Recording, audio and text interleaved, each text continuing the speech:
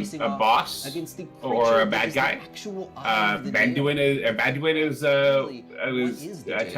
mentioned in one of Those his of recent you that were videos. fans of the lore of the Time Keeper Odin, It did might seem that have there's a some interest in flicker that of the Jailer's Inner Sanctum Anduin still there, so I don't know is that a he's place corrupted where like some Arthas of the worst was. of the worst souls were sent for the But Jailer's personal torment. that gives And you we hope for see some a of those redemption souls arc. here as well. Really looking forward to hearing who you think will show up in the Jailer's personal torment sanctum. Of course, any raid that features minions, servants, and soldiers of the cold dark like this one is going to have to feature our old what nemesis, did I miss in the World of Kel'Thuzad. Warcraft? And finally, the culmination of the build at long last. So they're just talking We will about be the taking the what's fight next directly panel here. to Sylvanas They did Springrunner, the Banshee deep dive Queen first instead of herself. second, like they're supposed to. The finale So of that this kind of fight threw me off a bit. is going to change the future of the Shadowlands. They've just been talking a little bit today. about kind of what kind However, of content they're having there. Can't wait for you to see not what happens seeing at the end. a lot of But the like Sanctum of Domination stuff that is not the new only info sanctum at this of point. the Jailer. We'll be seeing additional updates to Torghast, the Tower of the Damned. I know, because right now they're talking about Torghast. They just talked about the raid that's coming. Seen wings. Yeah. These wings have a brand new art kit, as well as new floors and new floor layouts, and should feel like something you haven't seen in Torghast up until now. You'll be facing off against brand new foes. Which with anything dastardly that's in ways Torghast in is order something that stop they your had to ascent. plan out. New traps to trip you up. When this and, of expansion course, was to first help us thought fight of. against all of these dastardly minions of the Jailer, brand new game-changing powers will be available as well. Moving on to additional updates within Chains of Domination, fans of the Operation... By the way, Medros, you don't mind that I kind of snuck in here, right? From our previous patches, we'll be happy to No. that we are once again bringing back the How you doing? concept of the Mega. I'm doing all right. I didn't think you'd mind, but I thought I'd at least point out that I'm here. I didn't want to just be completely sneaky. I appreciate that. The Mega Dungeon for Chains of Domination is I did at least wait till after opening ceremonies to say enigmatic anything. traders that we first met Yeah. in Oribos, the brokers. The broker Mega Dungeon I'm is a I'm really intrigued by some of the stuff coming in this patch.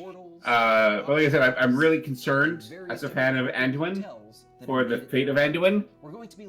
If they save Sylvanas but kill Anduin off, I'd be really unhappy.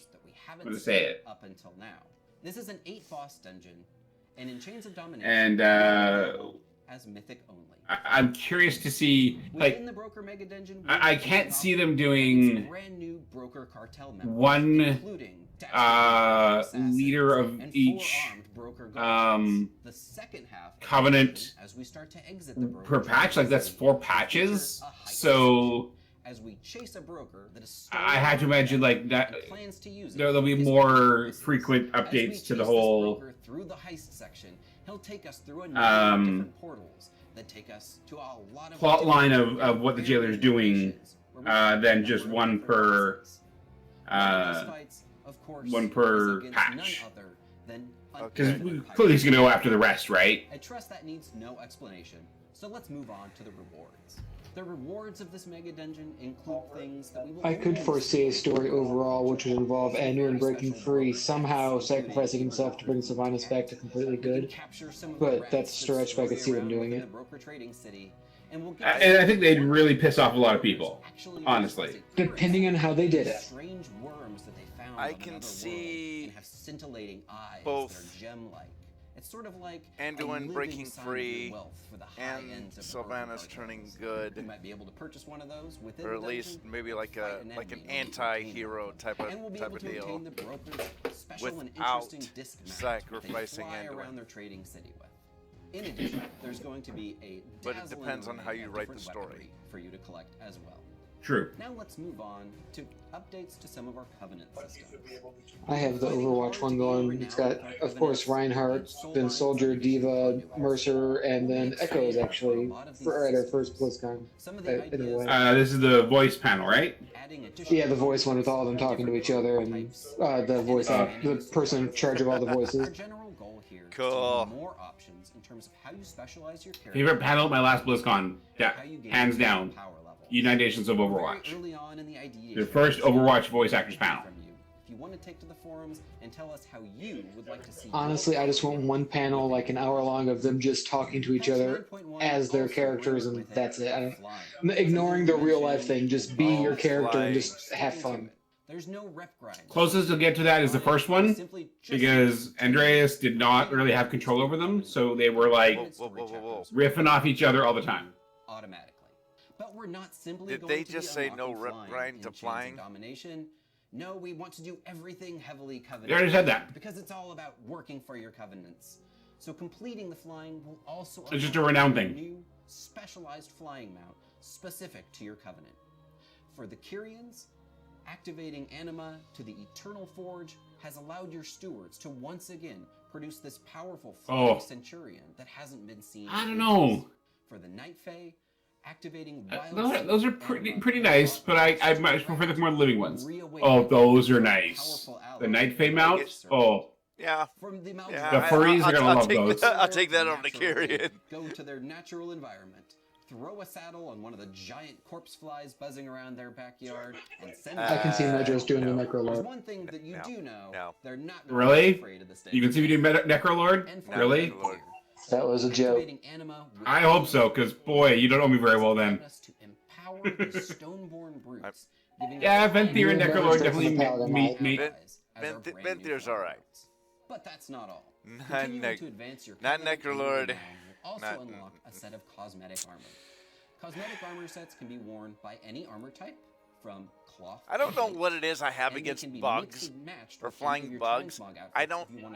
But I don't want they're them. all being annoying. I don't want bees. I don't want flies. I don't want any of them. I think our dog would None. eat it, so no, that's all right. Stylized after She doesn't need any more snacks. courier who might be rushing across the fields of Bastion with a I know your dog's probably vicious, but I have a couple of cats that could probably put up a really good your fight. cosmetic outfit will be themed around the forest defenders and includes many natural wildlife elements, including the horns of the great stag and the leaves of the various flora around. Yeah, that looks Night Fae. As you can see, the colors here. I don't like the Kyrian look. It looks too For the weak. Necrolords, we went all the way back to the Warcraft 3 initial idea of the Necromancer in this classically inspired Necromancer set, updated with Necrolord colors. Everybody who's a Necrolord will finally get to also have a little bit of Necromancer in them as well. And finally, for the Venthyr, okay. no Venthyr. Although I do like transmog the set would truly I do like the be current complete armor on without my a set of hunter as it finery, is. Just waiting for the next I think it's better Venthyr fancy than party what they to just break out. showed. Venthyr players will be able to obtain these fancy outfits for whenever you need to head off to a ball. Chains of Domination will also herald the beginning of Shadowlands Season 2, where we will be seeing the addition of a brand new Domination-themed affix for Mythic Plus, an item level increase across the board in terms of available item levels that you can pick up by doing just about anything in the Shadowlands. Of course. We'll also be seeing the beginning of PvP Season 2. And something special in this PvP season that we're looking for is an honor talent refresh. The idea here is to take a look at some of our unused or underutilized honor talents and freshen them up a bit, change things around in terms of the PvP metagame. We'll also be seeing the introduction of seasonal rewards. These include both brand new colors of the Gladiator and Mythic Plus achievement mounts, as well as our new Vicious mounts. In this case, the Vicious mount is the Gorm. The Gorm was already pretty vicious, so slapping a couple of pieces of armor on that and sending them out into combat was a natural thing for the forces of the Alliance and Horde to do. Alright, let's take a second to recap everything coming at you. Yes, in I Chains can of see a Domination. bunch of people, First, bunch of characters running around on Gorm. including Oh wait, a lot I of the already main do. characters of the Shadowlands that are centered most specifically around the designs and plans of the Jailer and his attacks on our allies in our covenants. We will be taking revenge by taking the fight directly to the Jailer in the Maw and forming a permanent presence there with all 4 covenants. We'll be exploring some never-before-seen sections of the Maw, including this new area known as Korthia and its various mysteries. We will be taking the fights directly to the Jailer himself in the Sanctum of Domination raid, which has the final boss as Sylvanas Windrunner. And we'll be making updates to Torghast, including some never-before-seen wings, floors, creatures, and powers. We'll be introducing a new mega dungeon themed around the brokers as a floating broker trading city with new bosses to fight there and some very unique loot to obtain. We're going to be expanding upon the conduit and soulbind systems and adding additional choice and power to your presence. So Diva's voice actress just had a baby this year and last year. The boy last year they named Guy, the girl this year they named Gal. Flying mounts and Covenant-themed cosmetic armor sets, both of which will be available in a variety of different colors to collect. And finally, All we'll see right the launch then. of Shadowlands Season 2 and everything that entails. Thanks everybody for checking out our Shadowlands update. We've got a lot of really cool stories to tell still here in the Shadowlands, and we can't wait to get this content into your hands. From everybody on the World of Warcraft team, we hope you enjoyed Chains of Domination, and we'll see you in the Shadowlands. Okay, so up after this is the Voices of the Afterlife. So I'm just going to turn that down a little bit. So, oh, pardon me. What did you guys think about the Dolby is a product of Blizzconline. What shock versus the cinematic for the 9.1 patch? Dolby Atmos only in the Dolby Access app. Coca-Cola, the official refreshment of Blizzconline. I would say that it was very interesting. Like it did not get me hyped up, but it did get me curious as to what's next in the story. And the main theme of Shadowlands was player agency and player choice. So this seemed like a Okay. good opportunity to engage the community and let them choose the next mount for the World of Warcraft. Basically what we did was we came up with 5 ideas and we've actually invited all And really, players to I don't vote know if I'm going to be on the one streaming that on the they liked Stack the Up best. channel for So it's World of interesting because Warcraft. we actually had a lot of Even internal though debates about they whether we do would provide play concept World art of for this Warcraft, basis or not. I quite a think few we're of all them very do. glad that we did it because Okay. the artists in our community But, really engaged and came up with some awesome art to bring these It ideas does to life. want to get, or As the lead it art does producer for make World me of want to Warcraft, I get work back with a team in of 3 other art and producers, advance the together Covenant the 4 of us are responsible just for to the see tracking and coordination of all of the art assets that go into the game. how will this play out in point When the 1. Wandering Ancient was chosen, I was given the task to Yeah. bring it to life. First step in the task was to get together a I'm- reference I'm- board. I looked at. I'm very curious to see I collected reference the results of past that. Like, iterations of ancients. That does he actually kill the was Archon? based on Like, what is the Archon dead? Especially if it's an asset Like, that is, what do you guys think? rehashing of something familiar. Was the We've seen lots of the different types of plan agents, but we've yet to see how realized? it could Was the plan to and kill so the it Archon? seemed to make And sense that if we were gonna make if it wasn't to kill the Archon, with the pantheon of past you know, agents, if the Archon doesn't need to be killed to get whatever they wanted, was it just to get what they wanted and leave the Archon alive? their purpose. And so looking back and researching that and seeing Or that was it is a what helped means me to kinda convert inform the where I went Archon? from there. Once That's I another get option. the reference board put together, which and I which take a is look something at that it, we're I gonna have to start wait drawing and real see. small.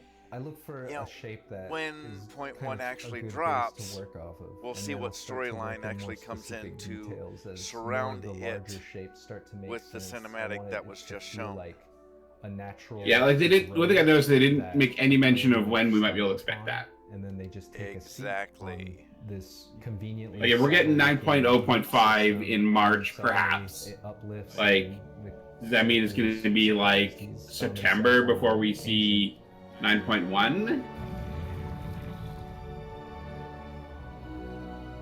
March, April, May, June, July. That's just. The whole point of the I mean, concept that would is just be crazy. all it is a blueprint or a guide. From there, I open up. See, 3D that's where you maps, have I to start keep modeling keep it. an eye on I the ended up news. keeping a lot of the We both foliage do, that was obviously. in the originals ancient because I don't read the a lot of news. stuff was already there. You It doesn't know really nothing matter of to it. me. A couple Know nothing major of it, parts no. of the creature that had Yeah, been it's created not a part of my from- life. So that would be like his But main torso and his head. to see and the when tree. the beta And for drops those, or I when the used alpha ZBrush drops to and to kinda see sculpt out a mesh you know, to what use all these as different a players base tend to think and retopo if a they're low streaming poly it, model if they're that allowed would to be stream it. acceptable for the game engine. You know, Finally, what the you know, for actual texture, storyline is. I used 3D coat. It's a great powerful Yeah. tool. I mean, Anybody obviously, who wants to do obviously hand-painted they're going to be doing textures should the new definitely dungeon look that's into coming using it. out, and the new raid that's coming The out. raid. Yeah. You know, and maybe When the new Riven starts PvP to season. build We the don't rig know. For Yeah, they didn't say new PvP season. designer and I like. The thing is, they have not only a new PvP season, new raid dungeon, new new raid, but they also have a new zone So the geometry that they're adding in. This is gonna be connected to the Maw somehow. So, like, that's gonna be a lot of stuff they got to put into this, and like, we don't really even know how close they are to 9.05 being like super ready at this point. I'm just really concerned it's gonna be like a long time before we get this patch. I know I'm behind on a lot of things right now just because life, but I don't see it being September when they release a new big patch. My guess would be June or June-ish, just because they can't go a year without a content patch, like a big content patch, like now the current way things are. Even with them all getting sent home, I don't see it being September before anything comes out. Recovering Ancient was a bit of a unique starting point. We had animations available to us from 16 or 17 years ago that helped capture the spirit and personality for the creature. We wanted to use those as foundations to build upon. Let's see. And with The the push of updated the rig, we were able to go corporation in and add new motion and life on versus top of the this actual creature. We do this readiness by a process called of the game keyframe itself. animation, which follows the rules set by traditional animation in the past. We're able to use 3D software. We also don't know how much is or isn't done. They're always really good about being pretty tight-lipped on stuff like that. But again, I don't see it being past June, July-ish. From the real world, watching creatures and how they move. Because if it was to be that soon, why would you do a 9.0.5 in March? The movement of nature and other humans to really figure out. It all depends on what's coming out in the .5. The motion and the physics behind it. A lot of creatures and characters in World of Warcraft in the real world.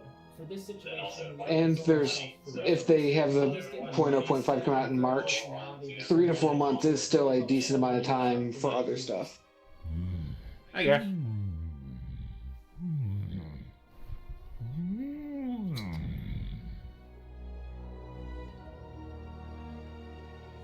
So my first step as a sound Well, designer is to they're look also at doing the model, doing look all at this the creation animations that the remotely teams already made, and get and not familiar on with the campus. personality That of the does creature, with slow the stuff down there a material bit types that too. they've used, how fast is it? Yeah. How So does it that move? does put And then I your can start your putting June, together July in sounds that will help question. reinforce that. So what is it made of? But Well, could in they this still case, we pull have- that off? obviously it's a It tree, so he's depends got on his- how his far creepy wood along they elements, are he's got his in building this shaking patch. leaves, but he's a creature that's sentient. It also depends on how much working from home has affected things, because certain parts of their job wouldn't change too much for like the individuals. It's just getting the stuff together might slow down. But the individual projects, that wouldn't change much at all outside of their home now instead of at the Glenn has office. defined so much of the sound of Warcraft over the years. And Agreed. he's already contributed his voice to helping to define what these creatures have sounded like in previous iterations. Yeah, So like knowing that we were going to make there's so many things we don't know. That's the problem. It was a cool opportunity to have I him mean, jump in that's and where add like his a vocal date or layers, at least knowing that it's maybe a little smaller than the goal other ancients that have been around in date the past. And is what they could maybe provide. a little more inquisitive, a little friendlier. And that would really help out as to help with the vocal at layers, least I'm what gonna they're do a thinking of creaking layer when as well for this the particular items and patch could come out. longer ones. So Yeah, they don't tend to do that because people get upset when they don't make the dates that they suggested they might be able to do. Sound design is using layers to kind of composite together. Understandably, people get pissy when they Except for put Larissa mid-dates. Shadowlands because of the fact that COVID-19 happened, and we knew that things have slowed down. And we also knew that many bugs was in the alpha. Vocalizations as he's kind of making little idle sounds. So all of that comes together to create this one coherent set of sounds. I'm really enjoying the look of how they made the mount. It feels like And I want that soundboard. I'd like to say that for the record. Every one of his footsteps, his kind of movement. You must love that stuff. One of the ideas that Oh, came yeah. up was the changing Like of the color. I could have a nice big sound setup here. I could do all the podcast steps. And it really helps bring the character's story and personality to a more unique place. The team also added a little caterpillar to the top of the tree as a nod to the caterpillar that did not win the contest. Oh yeah, the grub. I didn't have any part of that. That's actually all John. He did it himself. When I had initially pitched the concept to the team, Kelvin Tan, he suggested, hey, why don't we put something like, I don't know, maybe like a little caterpillar or something like that. So that actually ended up being, for me, one of the more kind of standout features for the mount, because it almost looks like the caterpillar himself is in control of the mount, kind of sitting back. What I would like to see if the community take from this is to see how much, emotion and love was put into it. Most artists here are also gamers and also WoW players, so it's one of those things where there's another group of players that are with the community, that are part of the community, that are just as involved in this as the community is. So hopefully the first time you summon this mount, it's an awesome experience. That the visual. Someone know where to get this mount. Just feel really rewarding, and it's a super cool thing to hear. And the first time you do the mount special and see its cool animations and all the sounds, and you start riding around the world and hearing the different little idols and sounds that it makes. I hope that matches the level of enthusiasm that people had for seeing this thing and all the cool fan art people have made for it. Continuing to support the game, continuing to be passionate and excited for what we do. It's really a big part of what keeps me going to continue to work on this game. It makes me just feel super humbled and excited to continue doing what I do. So.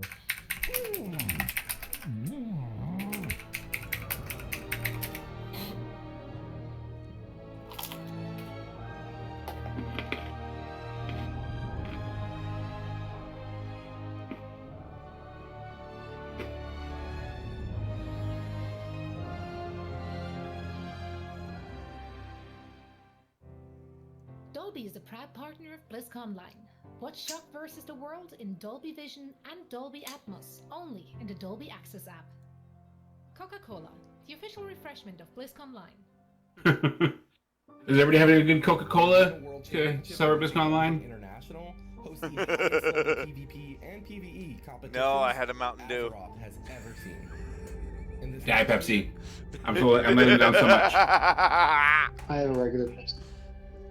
In 2020, we introduced the AWC Circuit, a round-robin format that pinned the 8 best teams in North America and Europe to battle over 4 weekends.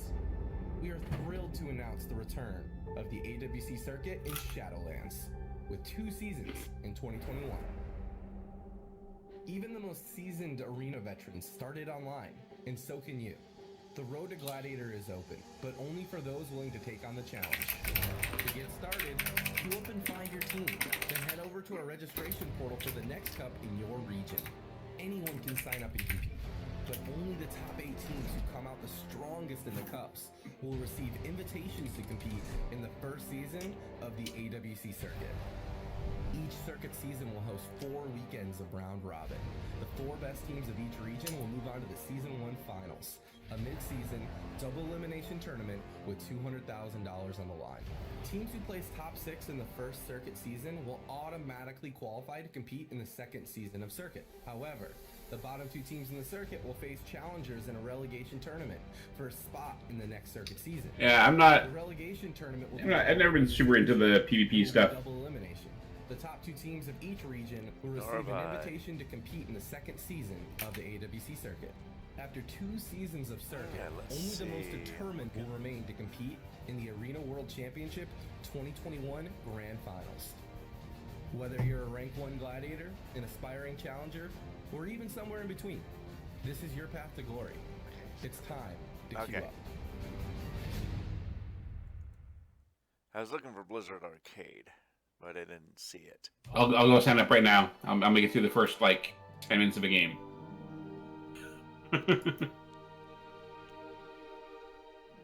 Hello everybody, welcome to Blizzconline. I'm so happy to have you here. I'm really curious to see who they're going to have here. Andrea Toyas. I'm the Senior Casting and Voice Director at Blizzard, a job that I love very, very much, and I can't even begin to tell you how absolutely thrilled I am to be here with you today, to still bring voice actor panels to you despite the madness of the world.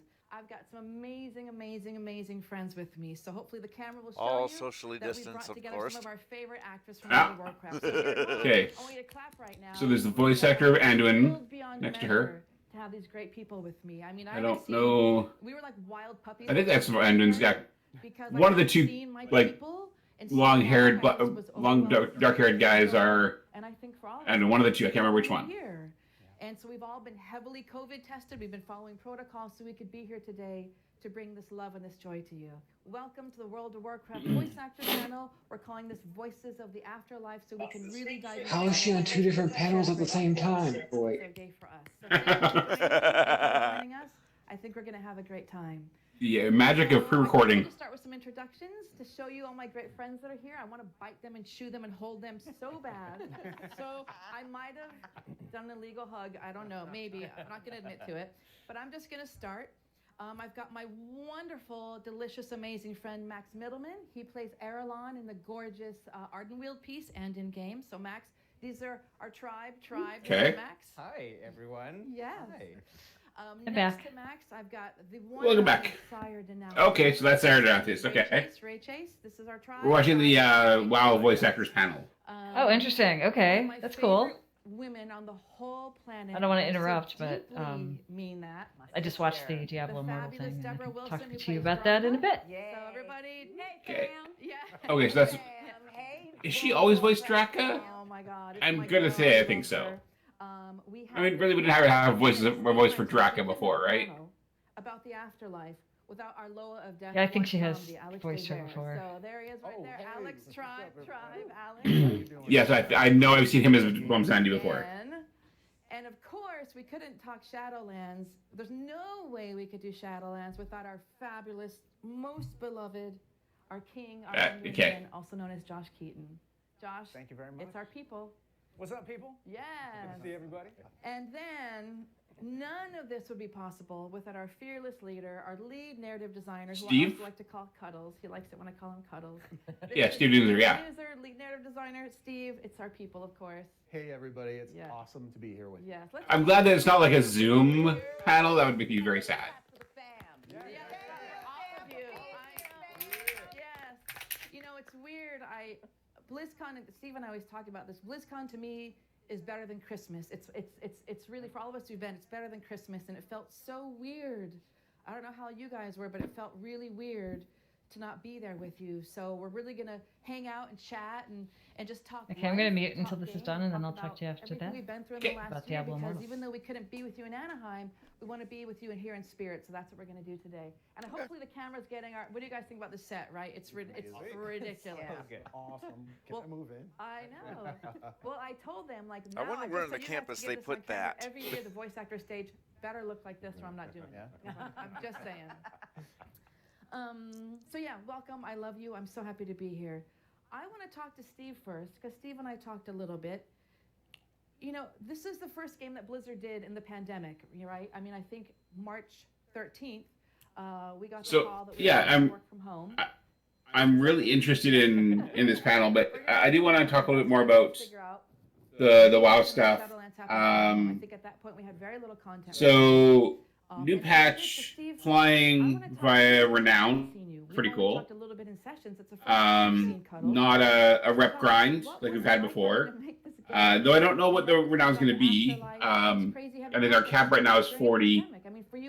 I mean, I imagine it'll probably be.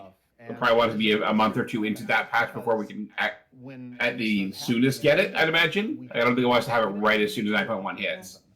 So maybe like 60 or 70? Like, is this going to be a silent expansion? Oh, you know? I think it's 60. That's. And we talked about like, well, could we, go back later after things are normal That's what, and record it then and put the stuff 10 weeks? And we over the. I mean, that's not too soon, I don't think. Voice acting has just. What do you guys think? Taken it to new levels, and it's become such an important part of the game. And there's been I think so that depends on also what rewards you get between where you're at now and what the flying requirement is too. Amazing sound team. Amazing engineers. There's a lot more playing into Renown than just flying. Together. And okay, now, could it be 60? At a really high level. And all the new actors who came in who've never been. I think that's a pretty good guess. They have to bring everybody in and say, hey, because you really don't want to bring everybody in all we're going to be laying out there for our fans. It was a huge undertaking, but it also depends on how fast you ramp up from this point forward. So, I really did have a talk. 60 to me is a pretty good guess. With you or WoW leadership, I forget. But I think that, and I would agree with you that Renown is much better than Rep Grind. For myself, I felt this way to have to. I just felt like it always felt like they were giving us the flying, but to bring it to us, we had to accept other stuff. Like, hey, here's flying, but you need to rep up with these other 2 reps from nothing to exalted to get the flying. But it was account wide, so that's great. I do hope that it's account wide here as well. so that, you know, if my Death Knight that just hit 60 and is just, you know, 30 renowned in at this point, he can get flying when my main gets it. So I don't have to go through that whole waiting for all that stuff on all of my characters. That's my hope, anyway. That's been kind of just the way it's been for the last year. Is like right, and 2 Zoom sessions. It really depends what Blizzard wants to do with that. For me, so Yeah, though I would still agree that that is the way that it should remain. Like just being at home. You know, has if been one okay. character has it, all the really characters should have it. I actually didn't really realize until I agree. today how much I missed the human contact Because that's a lot less headache for the players. And I just met Ray, and it just that's when you really. It's more all friendly, like connection when you have a little taste of it. And, it'd feel very weird if so, I mean, that's how it's my characters that I bring in to Shadowlands after I have flying on my main don't get to fly when every other expansion they have. Doing old content and then now playing Shadowlands. I just get the feeling, or at least I had the feeling that there were parts of Shadowlands that were alt-friendly, and some that were not. Questing and doing things with other people, and that's been kind of like nice when we got to the Covenant storyline, whatever Covenant you chose, you had to stick with that storyline, so that wasn't necessarily alt-friendly. But when you get to choose whatever path you want to do, that was alt-friendly.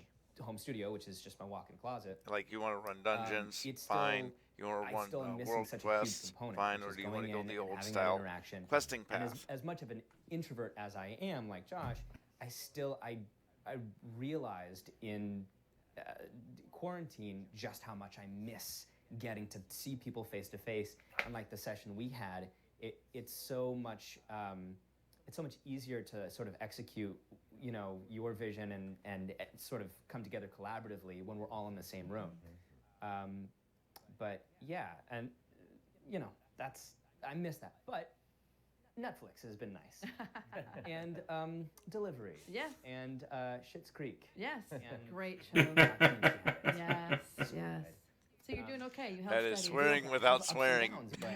I'm trying to what I have to be grateful for, because when I'm feeling the most depressed, I think about all the things that I do have. Yes. So. I feel like I'm never going to take a hug for granted again. I mean, I mean, when I do sneak in a rogue hug every once in a while, it's so much more meaningful now. I feel like I'll never take human touch for granted again, you know? And to your point, focusing on gratitude, because there's some dark and then you just got to go just sit down and calm down and eat some potato chips. Broker Mega Dungeon. What about you guys? Alex? I think we were saying before, too, it's been interesting. I hope this comes with a story that tells us more about the brokers. I have a couple of days where I'm on point. We're good. And then the next thing I'm like, oh, this sucks. Because I have to assume that there's some connection between the brokers and the ethereals. There's just too much visual similarity between them. Okay. So the odd thing about this whole time is as alone as we feel, we're not alone.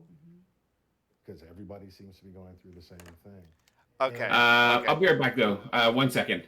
I'll honestly say, I've been searching for silver linings everywhere, and I've been finding. There's always storyline within dungeons. I don't know about you guys. Have you guys reached out to people you haven't talked to?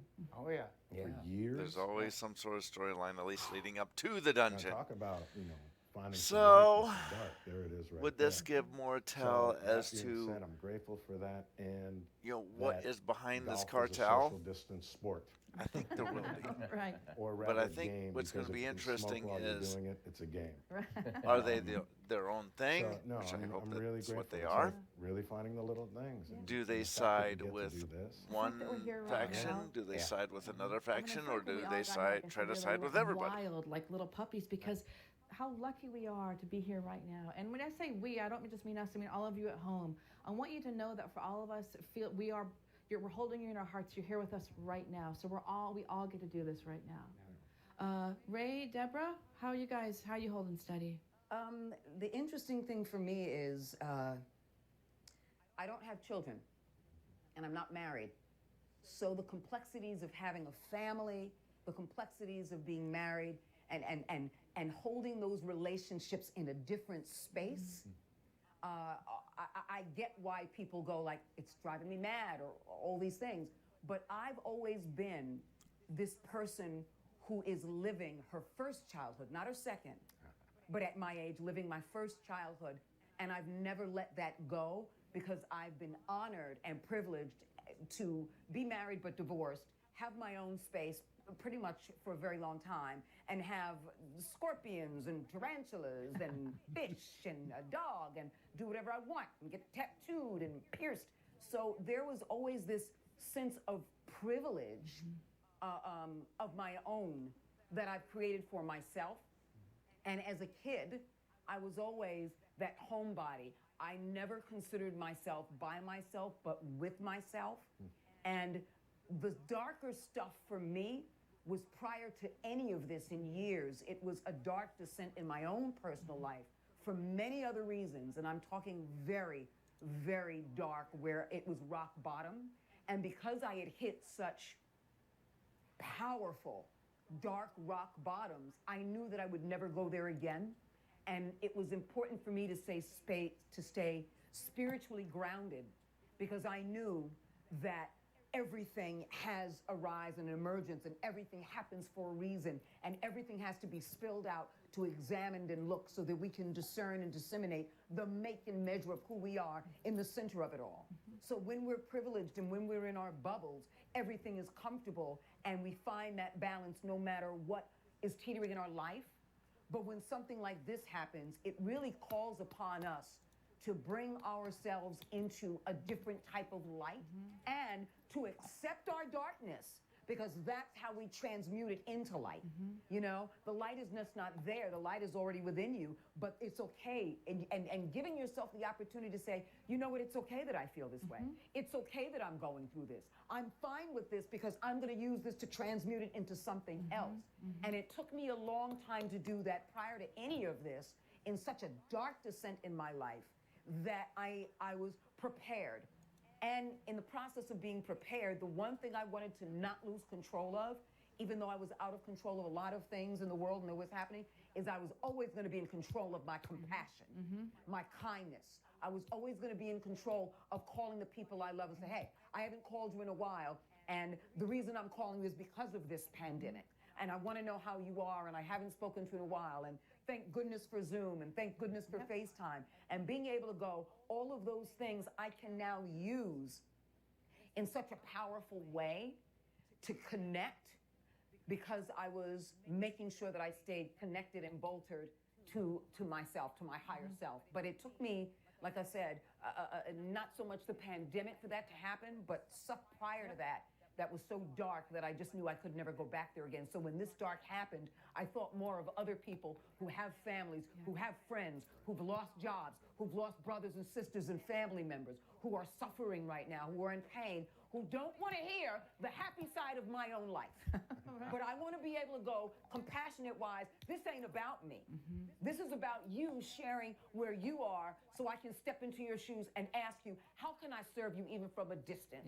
What kind of love can I give from you from a distance? What can we share so that you can talk about and completely vomit out everything you need to that's going on in your personal life, so that you go, I feel better. Now let's talk about the fun for a moment, and let's get back to telling each other how much we love each other. Yeah, and amen. And I mean, and this was recorded. It sounds like a joke. It's not. There's times, I don't know if I've told you, I'll have a bad day, and I'm not kidding. I go, what and would there's your Deborah proof right that now? this was kidding. recorded. I'm not, because I feel like it's easy to go to this kind of dark place, but you are such a bastion of light and power in this world, and that's a great example of it. And I really mean that, because you see things differently in a way that reminds us how to be human. So I'm still on the other one. What was said to make it shows recorded? Connecting us in ways that we've in some ways we forgot how to be connected. We're so distracted with this and that, and now it's slowed us down to stay connected. Absolutely, because a nice little this beat is only reflective of the viruses that we have to prevent swearing on the channel. That's our complacency, yes, all our of it. fear, all of the things that we haven't grown within ourselves, our hatred. Because this is not just about the pandemic, the Black Lives Matter movement, the rise of the LGBTQ community. people who are choosing to really experience and express their authentic self without the fear of violence. Yes. And living, and this is the 21st century we're talking about, where people are still being killed for a belief system. I know. And for who they truly are to live their authentic I self. agree. And because of that, there are so many viruses that we have to look at in ourselves that we go, what am I doing in the center of this? Who am I in the center of this? What am I contributing to the center? All these things to ask ourselves. It's a hard act to follow, Steve and Ray. I'm sorry, but I don't. what else can you say? I played a lot of video games this year. Yeah, it was really Ray, rough. how have you survived? So how have you been doing? Ray also has the best COVID hair. I would kill for that hair. Thank you. So Ray, how have you been doing? You're supposed to be sitting in the Sardonathrius pose, by the way. It just happened to be Later. that I ended up getting the largest seat in the room. So how have you survived all this? Are you doing all right? We had an odd thing. We got married. We had a very Congratulations. We had a very poorly timed wedding. It was March 21st of last year, and it was originally like a 50-person wedding, and then the week before it was, we can't gather in groups of more than 20. And I'm back. And then it was 5, and then Welcome at back. the very end, it was in our backyard. Sorry, with that, I decided to take a bit of a break because the wife got home from work and I wanted to say hi. No, it ended up being special, and we got the cake. Do what you gotta do, sir. Being okay, yeah. Yeah, so you made it through all right. That's So- lovely. Congratulations. Thank you. Yeah, the broker dungeon. Did they say the name of it? I can't I remember. feel like these things that happen to us mean more than just a blur in a timeline. Now every little thing matters. Steve, what about you? How you doing? Because you had to keep yourself healthy and then write a game about the afterlife. So how are you? Then start there. How Let's see if they have that up on. Doing pretty good, like everybody else. There's Right now, ups and downs, the but voice it's, channel the is important going thing to through remember what have you been is that none of doing this since is COVID hit. an equation to be solved. Like you don't just. So I don't feel like it's as much as a voice panel as it is, hey, checking out people that voice characters we know. Days and bad days. That's Right. natural. But what I'm seeing here. And just weather the storm and just keep pushing forward. But So what was it like then? It was just so weird that we're this game Shadowlands and the themes of it while there's a pandemic going on. So did you have to meet with a team to kind of go, okay, we're going to start So place Chains while of the world's coming Domination. What was that creative process like? Okay, so the new zone Korthia. we already had things underway. These Um, so long to from first conception to agreeing upon the basic ideas to developing. Sanctum of Domination is the raid in Torghast. Hazavesh is the dungeon. That's the broker dungeon. The crazy thing is that so much Where's of that my dungeon job, at? like I have two major phases. Or are they saying yet? The first phase is like Don't- people together. no, they've said. And sharing story ideas and going back and forth and kind of honing out so those best ideas rise to the top. And that's it's always been a very in-person thing. Yeah, I'm not seeing anything here about where that dungeon is. We're all jamming Do on not stuff be and surprised if it's just Orbos. feeding off one another's energy, and that face-to-face connection was super. It could be like the lower levels of Ouroboros, My maybe. job is, after those ideas get distilled down, is kind of like The reason why I say that is preaching it because to other I people, think like that they're going going to to different do groups, to the more with engineers, to the sound Orbos team, to whomever, than just saying, have "This is it what we're as doing," and a getting all excited about it. typical, Again, a very face-to-face major thing, and city. feeding off people's energies and seeing how they're reacting You have to things like, up what are above, they you have raising their things down eyebrows at? below. What are they nodding to? All those kinds We of have cues not been that are able so to access important them. in this physical space. And when we first all went home, and we didn't know how long it would be for. Will it be for a couple weeks, for a month? Well, if we look at the concept art for it. It looks like an open air place. We started having Zoom meetings. And I don't think there's any place in Ouroboros that would be open air This is not going to work for that. I'm a failure. I'm gonna lose it. This is where the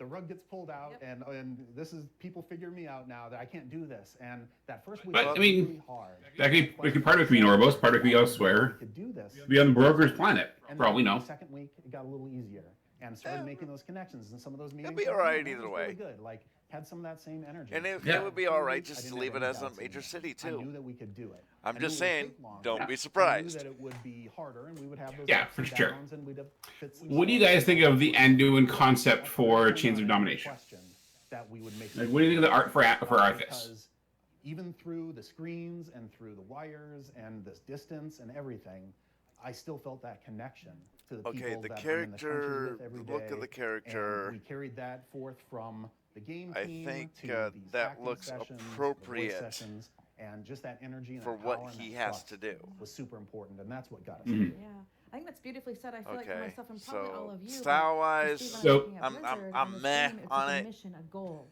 You know, we okay, because I don't get it too much in the style, but what I'm saying is it just looks appropriate to what he has to do. So even though we were distant, because Blizzard very much is a tribe, it's really palpable. But I think to your point, there was something. By the way, Allie just said husband and couch time. I mean, these are some dark tones in this game. I mean, did that come up? I mean, that's you had to write some heavy content. It is, but I think of Shadowlands as a very optimistic expansion.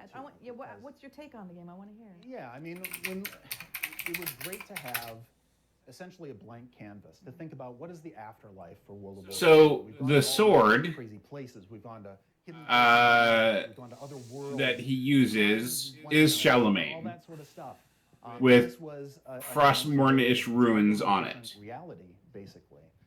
That had only been hinted Keep at in mind what has been said through the storyline. As a concept, and we've had some Frostmourne, the runes of Frostmourne, was actually runes of the Maw.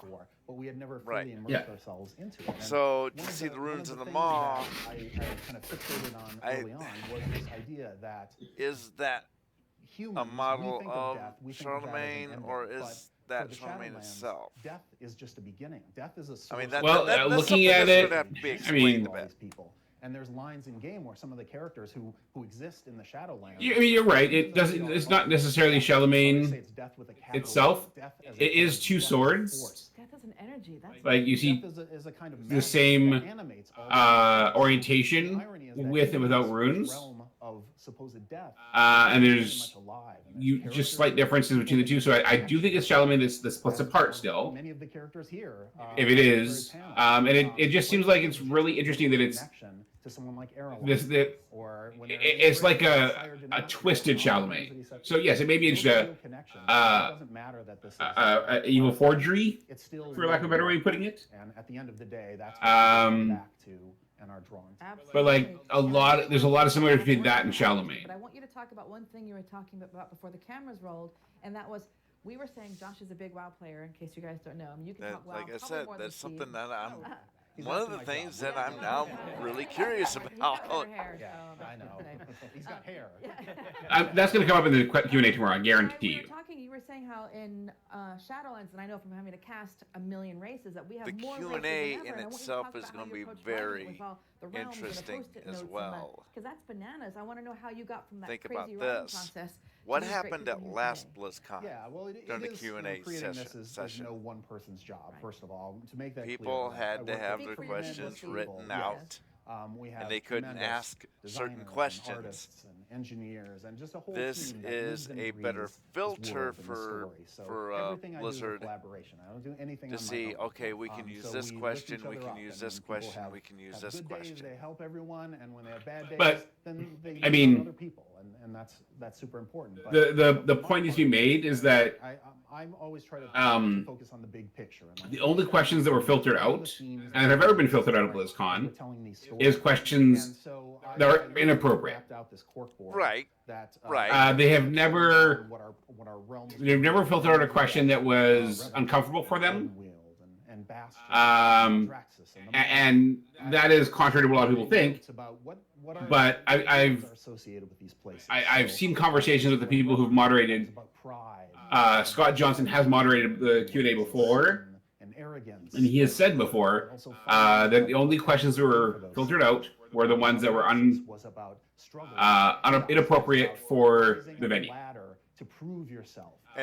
Or stupid ones that we've had answered a million times before. For all these different places, and right. I could look at that and see how those.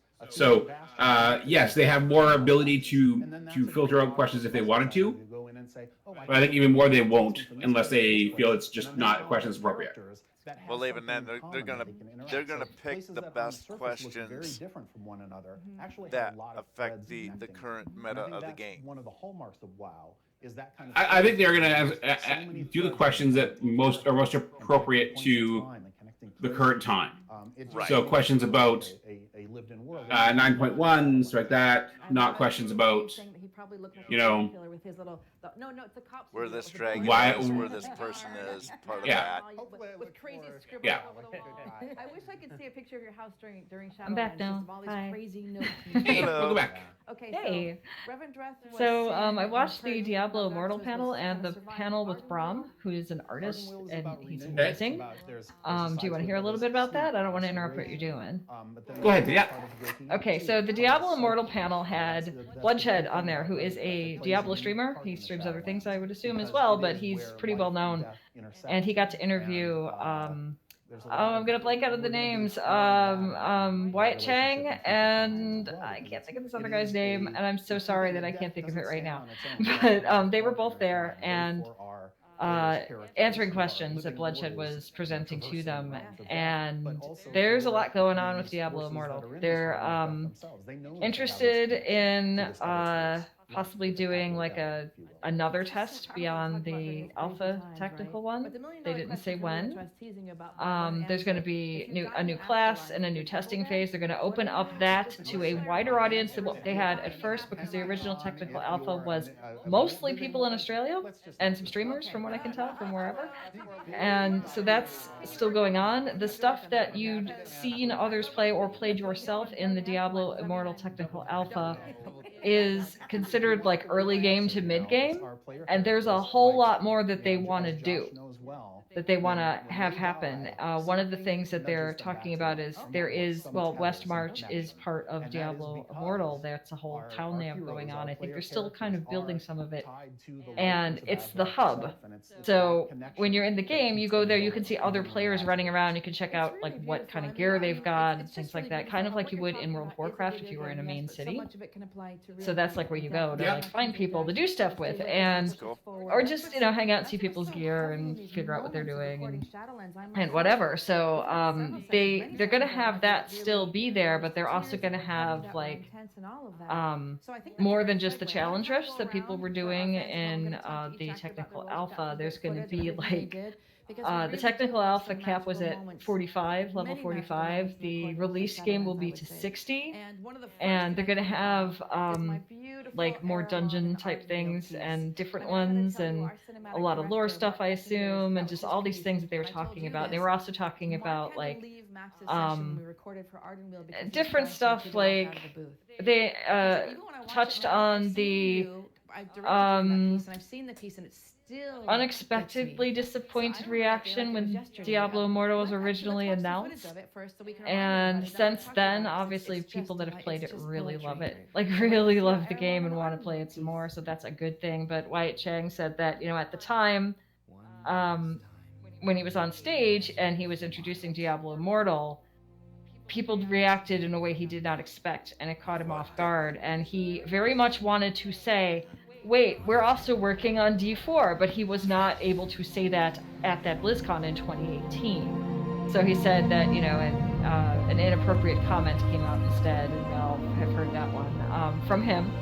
And he was kind of apologetic about it, in my opinion. So, there's that. So it's like we can all, as, Diablo players, move on from that and, like, just rejoice in what Diablo Immortal is going to be.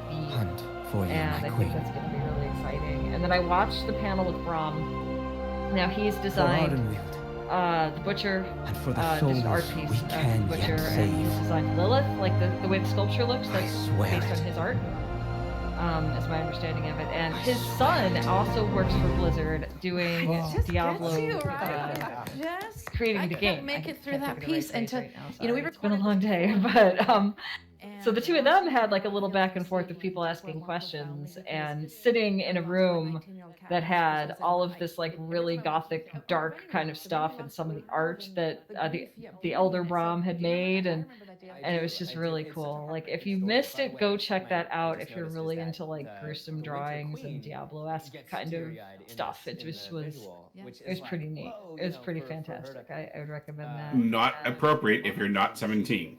Right. Well, that's right there on the top of the Diablo stream. If you go to the Diablo channel, the first thing it says at the top is, warning, this live stream contains content rated mature 17+. This is not appropriate for children. So it's right there. You know what I mean? It's there. You can't miss. right there. Yeah, so that's what I've learned from that, and I think I might have we might have a worker come in to do something really quick that was unexpected. So I'm gonna go for now. I'm gonna mute myself, and I'll come back when I'm able. All right. Absolutely. Talk to you soon. All right. Yep. Bye. But for I now. remember going into that session, I was in a weird. So are they finally on to talking about actual like in my life and my acting stuff? career, and which can happen to they're finally into talking about singers and musicians what and they've dancers and everybody. What they've been So doing I was in that within place where I the felt like I was game doing the as same far as thing what sort of over and over and over again. creating the game goes. And rarely do you get to work on something that is so filled with this. It's so well written. It's got so much for you to grasp as an actor. The lore is there's so much there, and I remember leaving that session feeling the complete opposite. So Joe, going into it, you actively play World of Warcraft, right?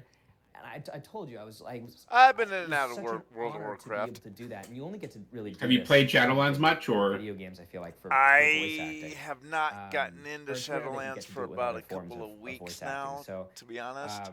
I was just. And that's so I'm curious. That's partly since you have played some Shadowlands. Like I said, that I'm So, able but you have to played some feel Shadowlands, this right? way is because the yes, writing is and I so do good. like my I can go in and my hunter's I don't know gear. about you guys when you're creating a character. So the question I have, I'm curious, and I'm going to ask other people this as well who play or actually play Shadowlands. To use for Erelon, that's when the Kyrian flew in announcing somebody from the Maw. And all these things create. Was I? Did you? Like, I thought they were gonna. This is like a flashback to when we arrived. The writing be so. Like, I didn't think it was Anduin until she mentioned the person was a king. Things about the world and we saw Anduin. He relates and these threads that connect. That was my first thought too, but when she said that, I'm like, we're already there. Compelling. So. But like, I thought maybe like this is a flashback to before we arrived. Yeah. And I remember talking to you in the kitchen that day. Like, or as we were arriving, as they were first finding out about us. If we had used your audition, because the wording seemed to be like, "Oh, somebody's arrived from the Maw. Like you're saying the adjective. So what? They want to talk to you." Well, we arrived from the Maw. We want to talk to her. Because your audition was. So I was like, "Oh, maybe this is just before our arrival, showing us a flashback of how things were right before we got there." An image in the audition. I remember it said something right, you're like, taking it as a flashback. I was taking it as so helpful to this see a is picture. current time. I don't even think it was finished. Right. It was. So, yeah, I thought it was a flashback to say like, oh, so they were aware of this stuff before we got there, and then we'd see something new that was like, oh, now this is how it's actually turning out, kind of thing. But well, taking big kind of swings. what gave that away was the girl had wings. The answers when where when you first meet her, took some swings she does not have wings. Yeah, it worked. She has not. Okay, but a lot of those Kyrians look very similar. It could very easily be one of the other ones. Raw vulnerability and delicacy, but yet power and strength. I'm making the argument because of her voice, because he does balance out those two things, and because of the way that she has acted. Yeah, and that for people who this is insight into our process. With that typically particular the way Kyrian, it works I is we'll forget write the up name. on our side. But write that up is like her. I think right now. this is who the character is, and this is what role it's going to play in the game. one who greets us when we first arrive in Bastion. And we give that to you. What's her name? And then you Clea, I believe. Doctor it up so that you're not revealing any of our secrets in the lore deep dive. Kayla has Clea. What they need to be able to pull from that. Yes, she does now. So Yes. Those were the things that were super important. About I'm saying current time she has wings, whereas when we first met her she did not have wings. And I give you my thoughts on and those. ignore everything you tell me. Yeah, yes, exactly. But we find what that core is, and like what are the things that. And really, if you're the one doing that Bastion storyline, I don't know. I have not done the Bastion storyline, not in full yet. He cared about what he I've did. done So that was only what the was so crucial about Maldraxxus that one. performance, and it just nailed it perfectly. I've seen that cinematic from, but because it was made by understanding our that story and franchise Uther. team. But I'm in the room from like the Here's first another script question and for going you. over the notes Or I and got a everything question for and, you. and storyboards. Uther to, walks like, by, early right? Animatic to the Yes. pieces He coming looks in, and he temp touches voiceover and all his that kind of stuff. wound. Yes. Every time I cried Yes. with that, like every time I could see it, and then when the Is final that performance came Arthas in and the in music Anduin's came in, part? body. Lost it. I know. Because it was just so No. perfectly brought everything together. Okay, I don't know for When I certain. sent the casting doc out, I listened to However, I will say that but I knew it my sense of that moment was the power that was in Frostmourne, really connects with that the was the character. power And in his you are wound so full of that he love and touched light and beauty and strength and endurance was and so power. similar to the power that was radiating and it did. from So I love you this so person much. he It's recognized such a beautiful piece, and I treasure it. That session. or had some familiarity with, because this is a human. Well, This is clearly a king of, or a person from Stormwind, because it has the lion. And I love that I said, You know, there's so many things that were tendrils of connection that made him notice the person, and then as he was passing the person, the power radiating off them. Good looking. Yeah, very. It was sort of like something someone evil would say. phantom limb syndrome. Before we talk to you, A feeling of a connection to something, and you touch it because it aches. You know, how your joints ache when the weather changes, kind of thing. Sometimes that kind of thing of like, oh, okay, that's something. This is odd. What's going on here? But that was my feeling anyway. It is with optimism. See, what I don't know, because of when I came into the game, I don't know if Anduin was born before the most violent and wicked souls atone for their sins. Tyrion's passing, or Uther's passing. Not Tyrion, but Uther's passing, or was he born after Uther's passing? That's what I don't know. Because facial recognition could do that. But then again, you're talking about the armor for which Anduin has on. So the armor itself could be that recognition as well. Okay, but he could also have felt the blades, the current blade that he has, its presence because of the power of the maw on that blade. I would talk like that all the damn time So at the that drive-thru. too could have triggered him touching, we played classical his music in your cans. yes, You had like where a his cup heart of would tea. be. I had a tea. Yes, and you just so delicately drank the tea.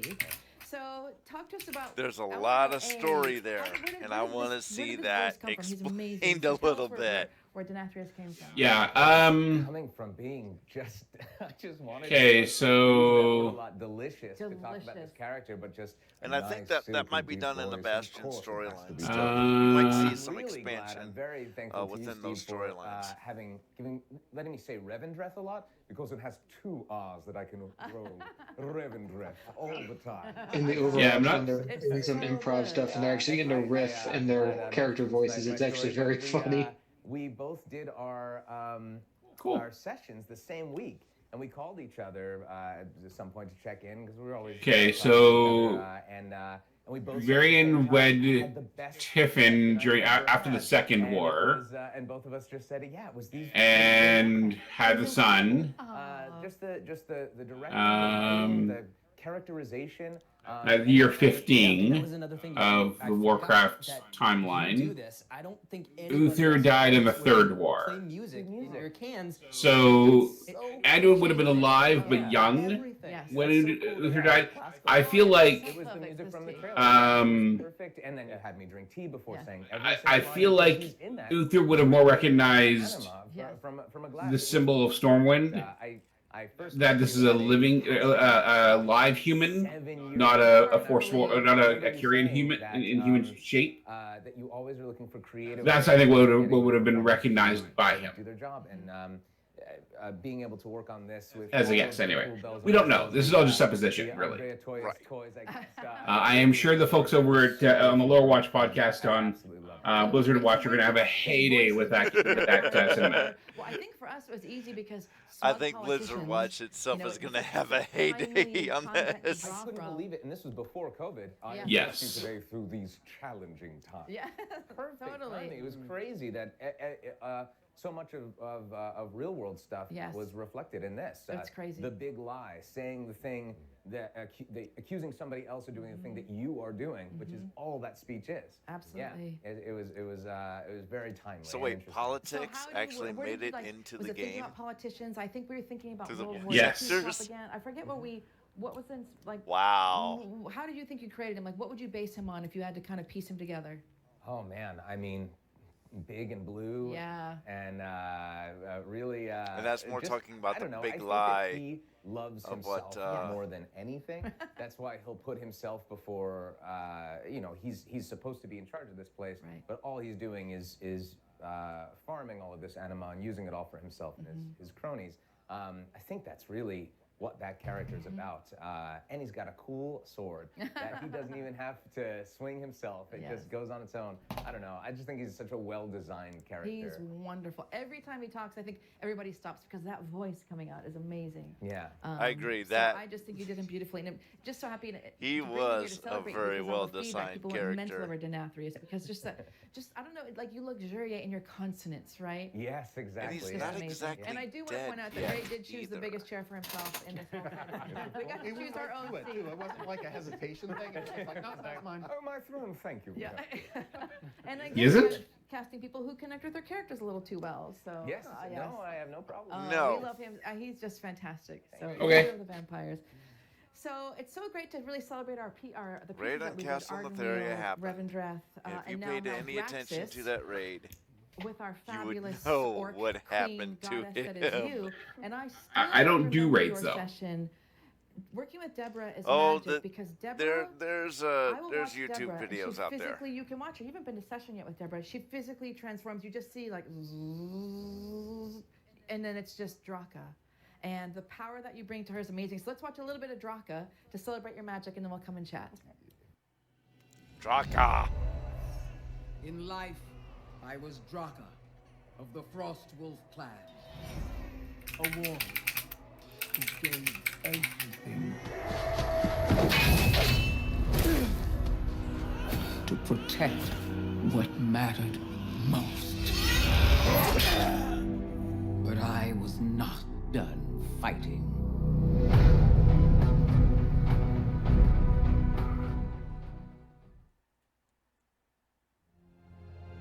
I am Draka, once of the Frost Wolf clan, now Baroness of the House of the Chosen, and most of all, a protector of Maldraxxus. So good. I tell you, to have such a strong, powerful female character that doesn't mess around is so inspiring. And I remember, Deborah, when you were in session recording this piece, I mean, you always stand upright, but I remember And you the just, main character the power in and the steel in your Maldraxxus. spine when Thank you recorded was, and your eyes were so focused, just amazing. So talk about that voice and how you brought her to life and what she means to you, all of that, because she's phenomenal. Draka is powerful because she's been tortured. Tortured emotionally, tortured psychologically, tortured by death, tortured by life.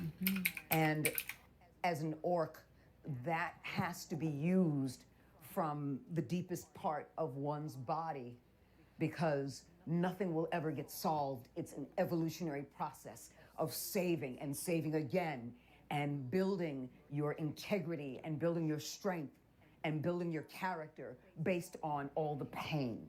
And so the pain is important because it doesn't overwhelm you as a feminine or female energy. It only empowers you as what most people would see in society would be masculine. And it's not masculine. It's feminine energy. And that feminine space that she comes from is the loss of a child. And so she could either curl up and die, but that's not the orc way. And she uses that as something to push past the pain, drag it with her into missions, drag it with her into the statement of who she is and every experience that will take her on this journey. So I feel like they were, with her, like with this panel, they were definitely looking at the afterlives and the key characters for the different covenants. inside your clothing. Draka, needs to see and no one Denathrius, needs to know that it's Erlon. there, but it's close to your body. The only one that I don't have it is And Uther, you wear it really. on the inside, but never on the out. I love it. So what part of you do you connect with? Like, what part of Deborah do you see? All of it. All of it, absolutely. All of it. And the reason is because you're telling their orcs and their demons and their creatures and their characters and their vampires. But it's important for me when I go into a booth to tell and transmute the experience in a human story in terms of why people want to relate. And unless I'm putting something very personal in it, it's going to be a challenge for people to relate, and I will miss an aspect of authenticity. And for me personally, I can't afford to miss the authenticity because the story is much greater than me. The epic journey that you created for this character is a huge responsibility. And in taking on that responsibility, the part of the luggage that I bring with me, the part of the stuff that I have to bring with me is my own personal stuff, whether you know where it's coming from or not, or whether it's coming from those spaces that were created ideas and identity to build this being. I have to make it personal. I have to go deep, and I have to bring that to the surface of everything. My anger, my pain, my fear, my desire, my drive, my intention, because unless I'm doing that, then I'm missing something. And I'm trusting that you hired me because I refuse to miss something. That's right. That's right. And talk about your physicality, because every character, Deborah has voiced a million amazing. There's no small role for you. Every character we give you, it just becomes something much bigger. But one thing I love about you is you physically transform. You commit your body. You commit your spirit and mind and your body to the character. That's a big thing. I see you physically shift. Talk about, because you've got to kind of feel her skin, right? I have to. I have to disappear. It's what I call immersion. I have to be completely immersed in that experience because I'm not in a booth. I don't exist anymore. The world has to be around me. And so even if I'm home in a booth or even if I'm in a studio, it has to disappear. And it has to disappear because I'm focused on every relationship. I don't call it a relationship, every relationship. And in relating to everything, the environment, the temperature, what's below my feet. I'm grounding myself because I'm not wearing shoes, so I'll take my shoes off so that I can feel the expansion of what my orc feet would be on the ground. The air, am I seeing breath? Am I hearing things behind me?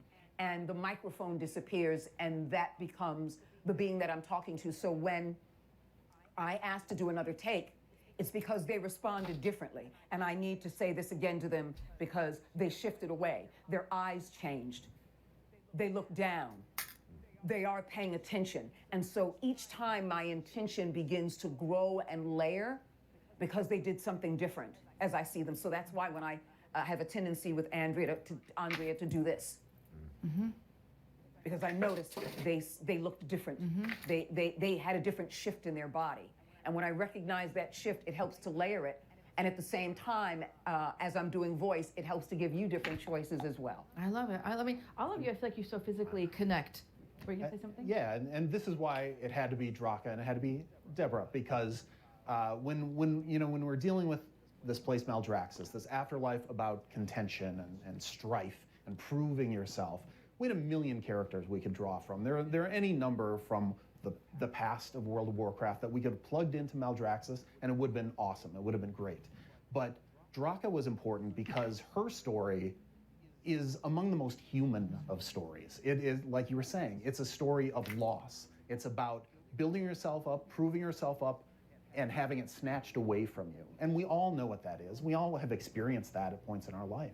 And Draka has a chance to take all of that and build a new future for herself and for this place. And so to be able to do that, you need a special actor to bring that to life. And that's what you have done so masterfully. So powerfully.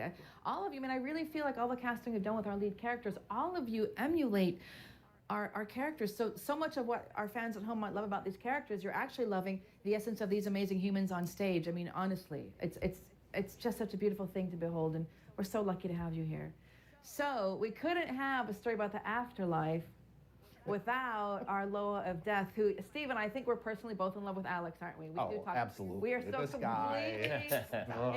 we have like Alex. No, Steve and I share, like, I love Alex. No, I love him more. No, I love him more. Seriously, texting videos back Oh my and forth. God. Did you see this performance? We love him so. Yes. We love you so much. gosh. So let's see why we love you. A, you're so dapper and handsome, but let's see your footage as well because My we love ears you. are red now. Ah.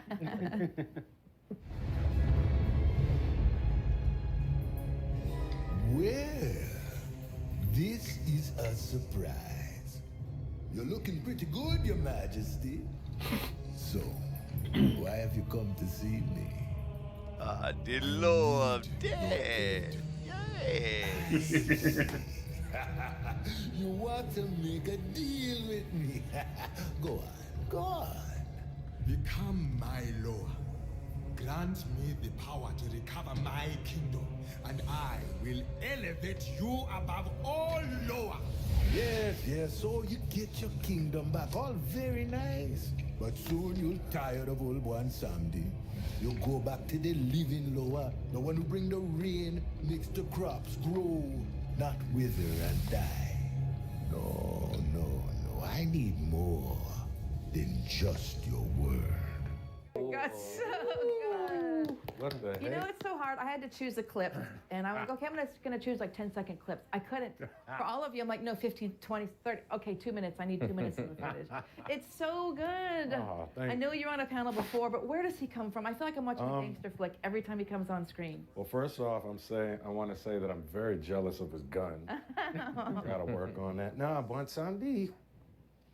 Actually, no. What I do love about Bon Samedi is that I get to tap into something I never get to do in my other acting career, is to be the mischievous, devilish, evil, but lovable. Yeah, he's not the guy I'd expect to be voicing Bon Samedi.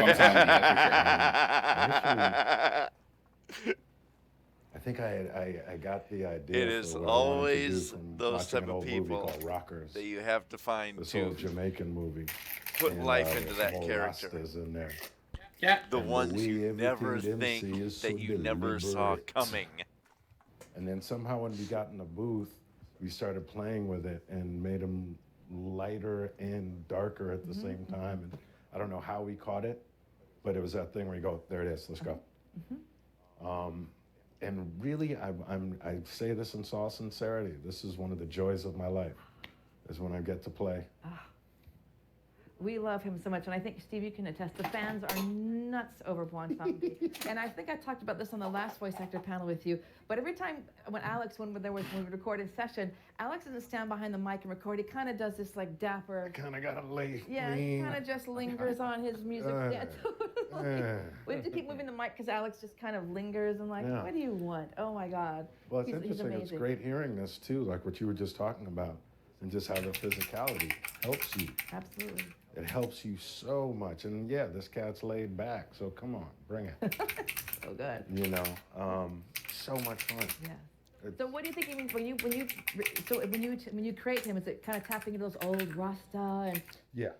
Started with the Rasta, and then Bon Samedi, and I was like, oh, Bon Samedi. Oh, we're going to Haiti. That's right.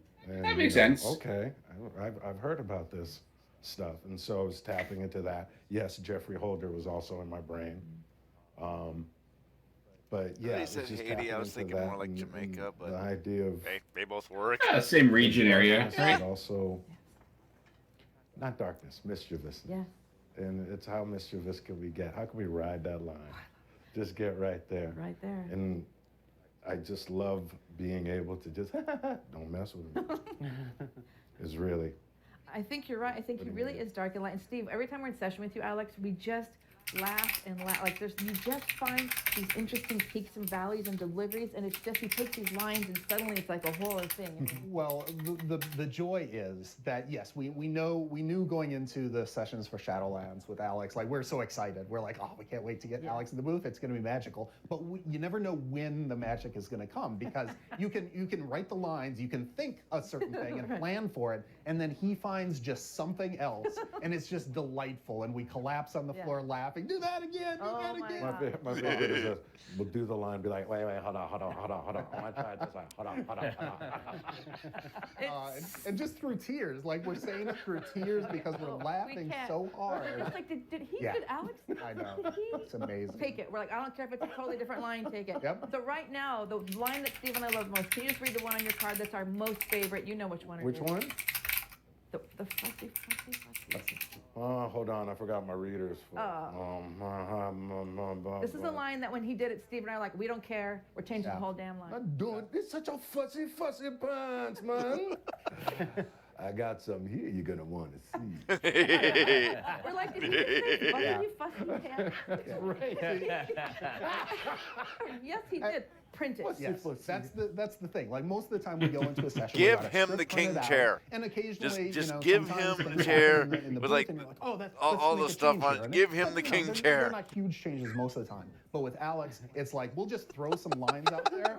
And I give know him the just king gonna be chair, me damn it! on Come the on. fly. I've got the editor open. I'm in there just typing like crazy. I can't believe he said that. Let me throw that in there because it's just so much more delicious. Yes. Because it's just jamming together. For Alex in particular, the script is just a suggestion. Here's what you're thinking, Alex. You do what you want to do. And I thank you for that. Oh my God. And I love it. And that's what I always say too. You know, it's nice when we as the devs come in and know what we want, but we have to give space for Draka, for Denathris. We give space to because it's you as a person, your life story. So in 4 hours of streaming, I've only dropped 59 frames. Is like, this is pretty damn awesome, I gotta say. I could listen to them all. We need like an audiobook. Steve, can we do one Somdi audiobook? I think that would be amazing. I would say the same thing if I didn't like drop out for those like 2 minutes. I'm with it. Wow. Yeah, that's a bit of a problem right there, yeah. We love our Blind Somdi in the family. And actually, that wasn't my internet. I think that was my router. So good. And I think I've seen a lot of romantic offers made to Blind Somdi on Twitter as well. I don't know if you see this. I'm like, there's a whole lot of fan fiction going on in your area, so well done you. He's beloved. I mean, I don't mind Brom Somdi, but he's not my favorite I don't even know how to character. talk about Anduin. Let's watch some great Anduin footage because we're He like is South a Anduin very is all entertaining go. character. So let's watch some Anduin footage. Yes. Celebrate your greatness, Josh. So I haven't seen this before. There she is again. You know, these endless lectures of yours have failed to convince you. Regardless, the conversation is over. One way or another, we will have you. So I will offer this one last time.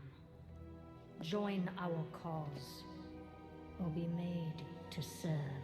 What kind of choice is that? Why even give me? It's the choice you never had. Despite all your grand designs, there's still some shred of your mortality haunting you. As if the Banshee Queen hasn't entirely eclipsed the Ranger General. Don't. Now I understand why you brought me here. Why you've tried so hard to persuade me. Because if you can get me to let go of hope, you finally can too. Enough! Submit. You are only making this harder on yourself. Not harder on me. Right now, you hold all the power. How will you use it? I've not come this far to falter now. Then why do you hesitate? Make your choice. Sylvanas Windrunner. Kind of cut that. There's no cut point in there. Oh, so good. Yeah. You're all hangry in that video. Yeah. Pissy and what's going on? I mean, he's been in the maw for all this time, and he's, having to listen Yeah, to I definitely feel like wax poetic about everything, and we were talking before the cameras went live about how he's just, we get to see Anduin, he started off very formal and articulate, and now he's just like, I'm over it. I'm over you, I'm over this. From the blade Let's itself. tangle. So what's your take on him now? well, I mean, he's been through a lot. Yeah. He started out as the little kid that was. I'm that not was saying in what is, I'm Stormwind just saying, is that and possible? got thrown into being a king. I mean, losing his father in a horrible way, and now being expected by everybody to rule and lead the alliance, and he's still kind of just a kid, and he's having to figure all this stuff out, and he's been through a lot of bad things. I mean, he's seen the home of his friends, the elves, completely burned to the ground by Sylvanas. He's had his own military strategies and campaigns fail and have to see more and more of his countrymen die. Not everything has gone well for him, and at the end of it all, he still kind of has this belief, this unshakable faith in the light that kind of really just lends to the optimism that he does have. And sometimes, I mean, it's kind of shown itself in the past to be somewhat naive, and he's having to deal with that. He's having to deal with the ramifications of these choices that he's made of perhaps trusting too much. And now we see that in here where he's basically imprisoned and having to find that strength, where he's still maintaining his faith in the light and having that belief and drawing so much strength from that. I mean, you could see at the end of that clip where his hands are open. I mean, his chest is exposed. He's offering himself up, and he's saying, "Yeah, he's basically telling Sylvanas, you're going to step to me, then let's see you do it. Bring it. Yeah. He's finally I mean, over the last couple expansions, he's gone from Anduin to Manduin. Yes. Yeah. And I mean, we really see it right there, where he's just done with her ish. Absolutely. Even in the beginning. Absolutely. In the beginning where he's just like, my favorite thing is just like, oh Jesus, you again. There she is. Dolvin says, So for you, makes the what part 30th of Josh collection do you think value is Anduin? Like, where basically do you free think the two stuff if you get cross the over? epic version. I grew up as a child actor. Right. I had very Jump strict cut. parents. Evil I wasn't allowed Anduin. to watch like PG-13. And he got a movies. hit. I was very sheltered. And so I would say that. I mean, Anduin also grew up in a very sheltered life. And then when I finally got out on my own, when I finally kind of, cut the umbilical cord and moved out of the house and tried to have my own life, like life was there and the world was there, and I was vastly unprepared for it. And so I definitely feel a kinship in him with him in that sense, in the sense of now having the world thrust upon you and feeling completely unprepared, but still having to rely on whatever optimism and hope that you have that you can make this work. And so I mean that's pretty much what my own personal past that I draw from when I'm voicing Anduin. I mean I've definitely grown since then and grown into my own shoes, but yeah, I mean a lot of that. That's beautiful. I think there's a resilience there that we can all relate to, because I think all of us think we're prepared for life, and then we find out that we're not, and we just have to keep going, and life keeps throwing hard things, and we just have to keep going. So I think we can all relate to that. So you did him so beautifully. Steve, any thoughts on the Anduin journey so far? Well, it's certainly a centerpiece of Shadowlands, this relationship between Anduin, Sylvanas, and how the jailer, his shadow, looms over that. It's been a lot of fun. The cinematic that you chose is it's definitely one of my favorite cinematics we've ever done. And Anduin is so great in that because you look at what's going on in there. Sylvanas is holding the sword to him, but Anduin has all the power in that scene. Right. He's the one who's saying, he's putting it on her and backing her into the darkness where he's standing in that light. These are all very deliberate. That we've talked through this cinematic. Again, I work on these with lots of different folks, but Taryn Gregory and Christy Golden and I worked very closely on this one in particular. And that was just that theme, that juxtaposition of power and who's got it in that scene was just so crucial and so fun. And you and Patty just delivered that so beautifully. It was amazing. Well, I just love you all, and for all of you at home, I mean, I feel like you're all sitting here with your shoes off drinking tea with us, but all these actors, I mean, I feel like we have like about an hour today, and it's just not enough. I want more time because there's so much to talk about, our life stories, how they come to it, and the craft and all that.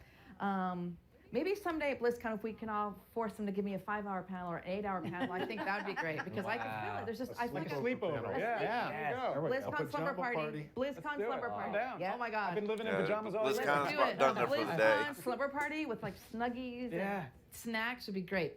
Well, we've got a little bit of time left. What I want to do now is I want all of us to be, everybody's got cards with some of their lines on it. So I want you to go around. We're going to read your lines.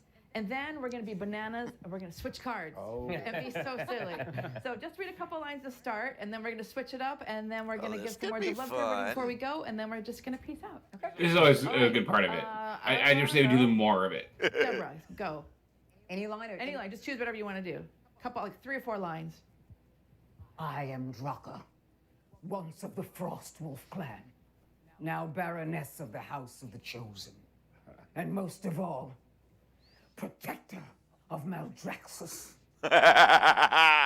Step forward, mortal, and raise your rune blade.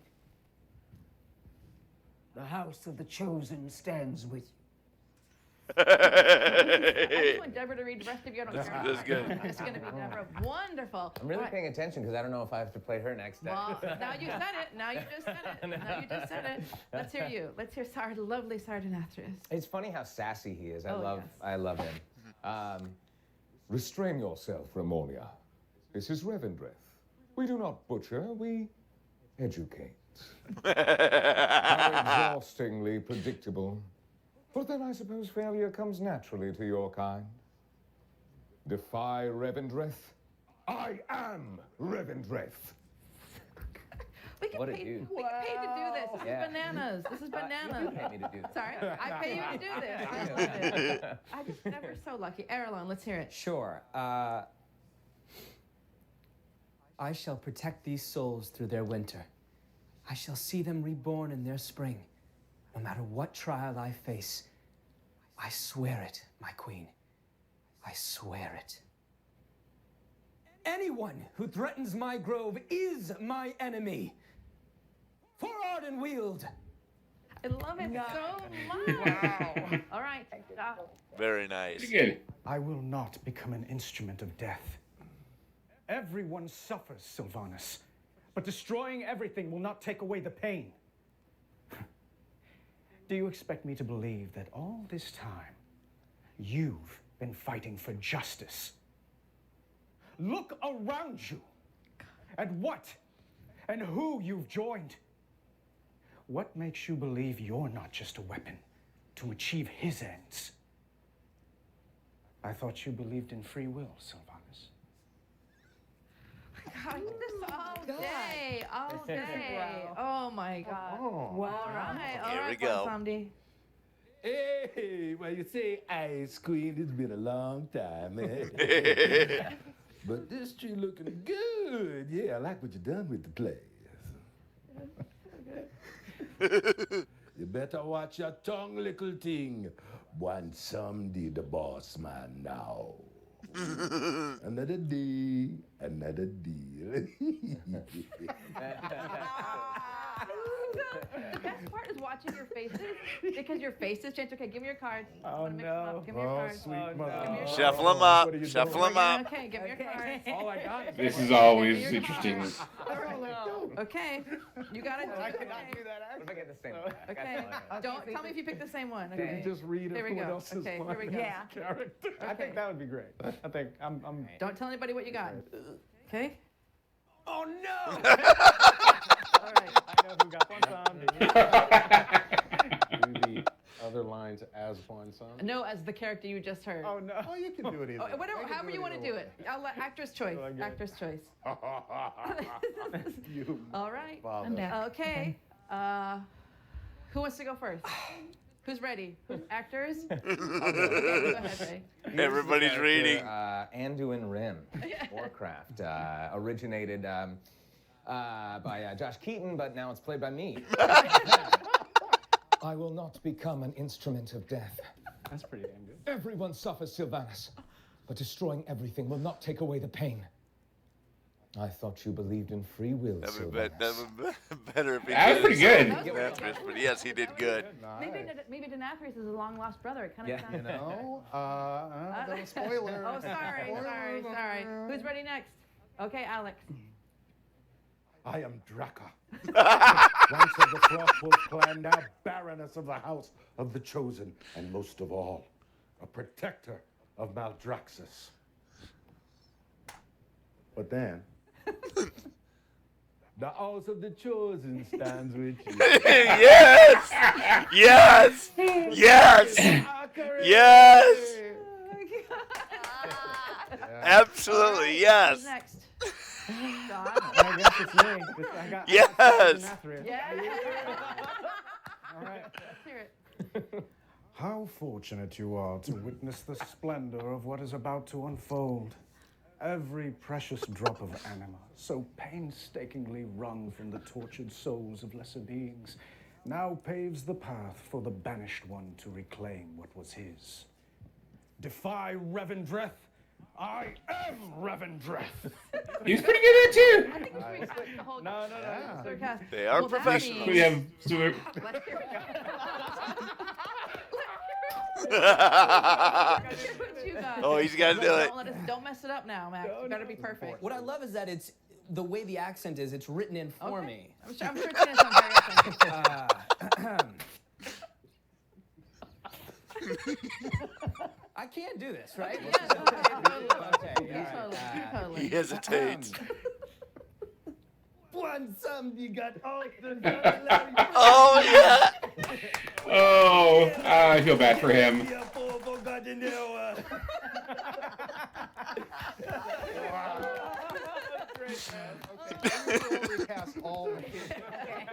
And he's never touching that again. Oh my God! I love this. I don't blame him. Oh. I couldn't do that. I love you guys. Oh, did you go?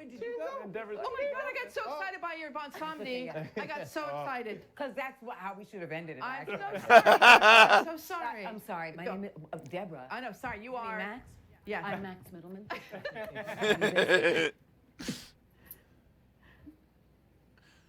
I shall protect these souls through their winter. I shall see them reborn in their spring. No matter what trial I face, I swear it, my queen. I swear it. Anyone who threatens my grove is my enemy.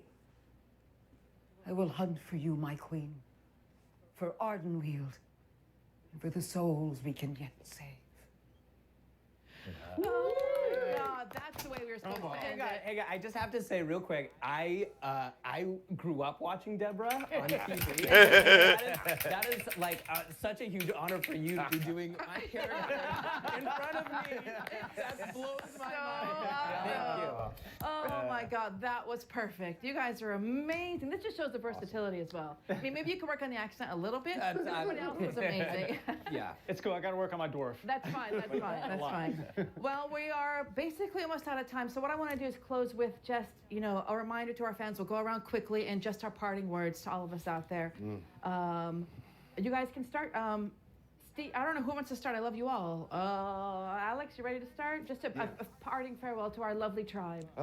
So grateful to be here. So grateful that you're here. And just remember, be good to you and be good to those around you. Everything else will come together. Amen. Beautifully said. Steve? Thanks for being part of Blizzconline. Can't wait to be back with you in person again and share this magic, this energy. It will happen. Stay strong. Yes. Thank you for being with us on this panel. Thank you for playing Shadowlands and World of Warcraft. And when things seem the darkest, the light is always with you. I don't know much. I will say, my grandma always told me, she had this phrase, "This too shall pass." And I know that even in the darkest of times, we will get through it. We'll get through it together. It's easy to lose sight of what we do have, so stay grateful, and that's how we can pull through. Yes, beautifully said. Hang in there, you guys. Keep playing World of Warcraft. It's a great way to get through this. And especially thank you to Blizzard for letting me take home that wonderful piece of art. It's so kind of them. So thank you, Blizzard. Really appreciate it. I always love to say this to people, and I mean it when I say it every single time. There isn't a time when it doesn't mean something to me, so I really hope it means something to you. Be blessed, be well, be happy, be healthy, but most importantly, be you, because you are beautiful. Oh, Be God, I love you beautiful. guys, and I'm just going to say, I love you so much. Thank you for joining our World of Yes, Warcraft I voice actor would panel. agree We with love you. We did it for you. Okay, It's and all now gonna be and okay. the Take care. Till next Diablo time. panel Be well. on Bye. D2 Resurrected is done now. Okay. So here's just like they talked about a lot of stuff in there, but some of the more interesting points. There's a lot. I'm gonna narrow it down to the key stuff. One of the things I found interesting is that the original old game engine is running beneath the remaster. Okay. And they kind of built it frame for frame. I'm probably not saying that 100% correct, but basically to the same type of speed and things like that. And you can, if I'm understanding it correctly, you can toggle to one or the other if you'd like to have like the really older look of it or the newer look.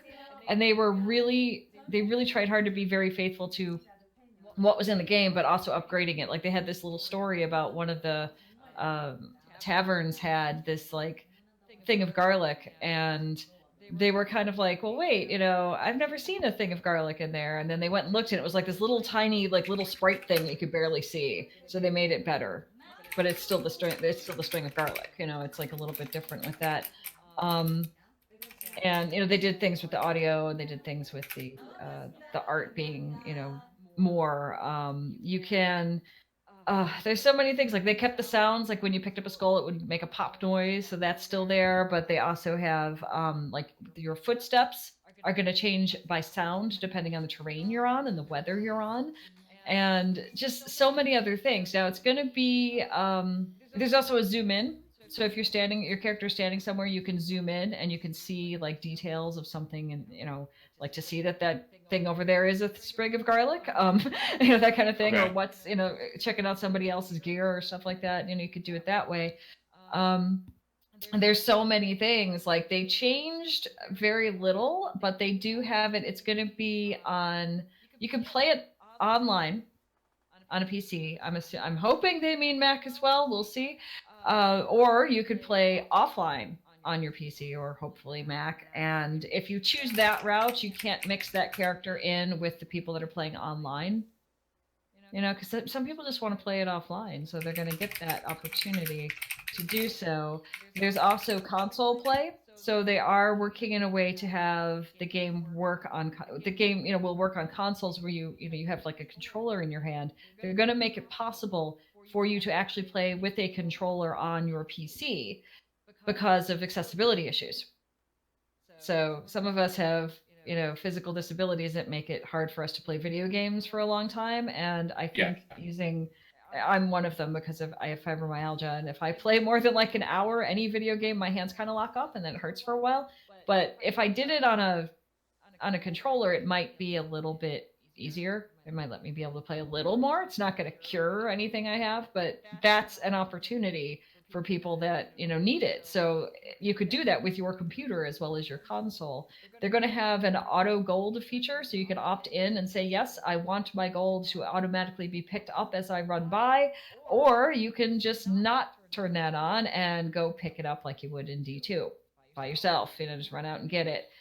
The most interesting thing I think of this is they talked about what they called like something like video game developer archaeology, where they went and found like the old art assets to build from. And once they got a hold of those, and I guess it wasn't just the team that's working on this that was on the video for BlizzCon, it was other groups that were within Blizzard trying to get this to work. Like they went and saw like art assets, and they went, oh, okay, that's what that's supposed to be. Well, how could we make that true to this but like better? And they went from there. One of the things that they copied 1-to-1 was Tyrael's wings in there. Okay. So that's the same, but in a different engine, and it's just fascinating. You're going to be able to. There's a shared stash now, and one of the problems in D2 was you'd run out of stash space, and then you'd have to make a mule character to carry stuff and have someone help you try to like flip things around into your stash from that character and all these things, and that's not going to have to happen anymore. You're going to be able to open up your character sheet and see a lot of details about what you have equipped and all the stats and things like that on it pretty easily. So you'll know what you have and you'll know what you don't have. They're talking about multiplayer. I don't know if they're going to have 8-player multiplayer, but they mentioned something about that and that it was tricky to get it working. So you might be able to play with 8 people instead of 4 like you do in D3. In one game. There's going to be trading options because D2 had a lot of trading. That was a really big thing where people would say, I have this thing and I'll trade you for that thing or whatever. And people did that. I remember hearing people who have played the game tell stories about that. So they're going to keep that as part of the game. they're also going to they're going to reduce the ladder season, because it used to be like 6 months, and they thought that was maybe a bit long. So they're going to reduce that down. I don't know exactly how long they're going to make it, but shorter than 6 months. And what they think that will do is encourage players to really get in there and, basically grind and do all the stuff till they get to 99. That said, there's going to be a leaderboard as there was before. And, if you hit 99, you'd be on that leaderboard somewhere. It is my understanding, based on what I saw in the video, that some of those leaderboards got deleted later on and they were gone. But they're going to keep those leaderboards, so you can look back and say, oh yeah, season whatever, that's me up there. That's my character at whatever level or something like that. And it'll just still be there. It'll be like, something you can point people at or take a look at, that kind of thing. Other than that, there's a character name thing, and that's you're going to end up with duplicate names, because this is. It used to be 3 or 4 servers. There was U.S. West, U.S. East, Asia, and the EU, and you couldn't, like, if you were on one of those, you couldn't play with people on any of the others. They're obviously changing that now because they don't have to separate out the servers or anything like that, So that's going to make a lot of people be able to play together that they couldn't before. And there was, you don't have to worry about characters being deleted after a while. It'll still be there for you, which is pretty interesting. There was some talk about, what are you going to do about bots? What are you going to do about people that are duping things and disconnects and all that? And they're basically saying that, well, it's going to run through BattleNet, just like all the other Blizzard games do. You fire up BattleNet, you pick your game from there. And so they think that that's going to make things work a bit better. There's going to be a technical alpha that you can sign up for on their website. I think I did that earlier today, and it's going to release in 2021, and that's as far as we know. So that's like the key points that I got from this Diablo thing. So yeah, so that's it for me for now. I'm gonna sign off on here on All Things Azeroth and go eat some food, and then later I will be on Warcraft Radio talking about some of this stuff with Leviathan and I think a few other people. Okay, well, you have yourself a good supper and have yourself a good night. All right, thanks for having me on. If I can, I'll pop by. back in tomorrow, and I'll see if I can tomorrow. But I don't know if I'll be here, but anybody welcome to stream in this channel tomorrow who gotten permission. Okay. Or okay. Well, can I'll get pop permission in from me. I'll pop in if I still have the energy to do so. But for now, I'm gonna go eat, and this is really fun. So thanks for having me on here today. All right, take care. All right, bye. Let's see. All right. So now that BlizzCon Day 1 is done, let's kind of go through everything from the opening ceremonies, so we can kind of get a good feel for how the day was for BlizzConline Day 1.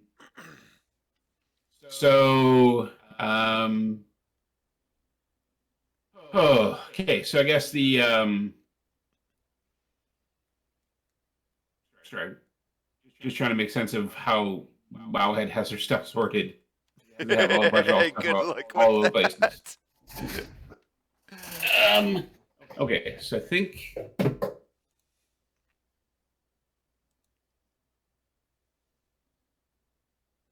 Okay, so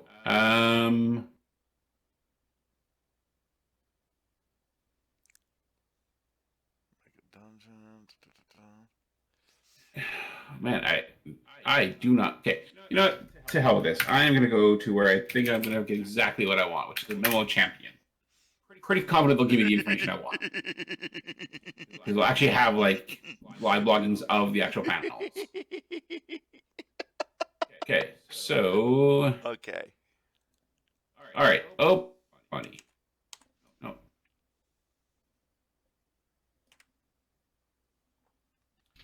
All right. So starting off, we had the Blizzard Arcade Collection. Apparently, it's $20 if you don't have one of the bundles. That's a very reasonable price. I mean, there are 3 classic games, but I'm sure they're going to add more to it over time as time goes on. Right? Probably yes. No, they all look. I think they all look pretty good. I forgot to get the damn digital bundle, but I will be getting that here probably tomorrow, and I'll be looking up in the Battle.net store to see if there is something else that I want. Because I don't know about the arcade yet. Yeah, like the arcade thing is $20. The gear store now has their Blizzconline stuff up, including the Helm of Domination, which I would love to have if I had $300, but I don't. My Crossmarn will forever mourn the fact that it will not have its a fellow helm to go along with its own awesomeness. Right. They have a bunch of BlizzConline exclusive Funko Pops. It looks like they might have another set of pins available. They have a plushie Reaper from Overwatch, as well as a bunch of other stuff. They have. Have you seen those prints they have in some places where it's like one big print from something and then like a bunch of little frames from it on the bottom? They often have those for movies and stuff.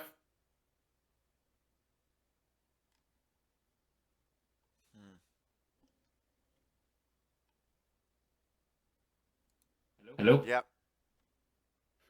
They have a bunch of those for... Sorry? No, I'm here. I'm looking at stuff too.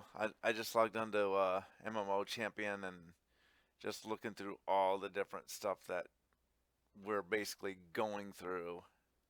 Yeah, so I think that for $20, I think for those 3 games, plus probably access to other stuff later on down the road, I think $20 is a pretty good price for that. But again, you get that if you buy any of the bundles. So that increases the value of those bundles even more, I think. So, yep.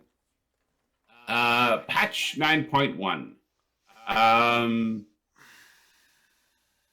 It's very interesting how they're doing the cinematic here. Like, I definitely felt, even without seeing the pictures of Anduin looking Death Knight-like, I really felt undertones of the Arthas Frozen Throne cinematic opening. A leader returning with fanfare and hope, only to be revealed as not what people were expecting. I really felt that was a really interesting tone, and I was intrigued by how they did that cinematic.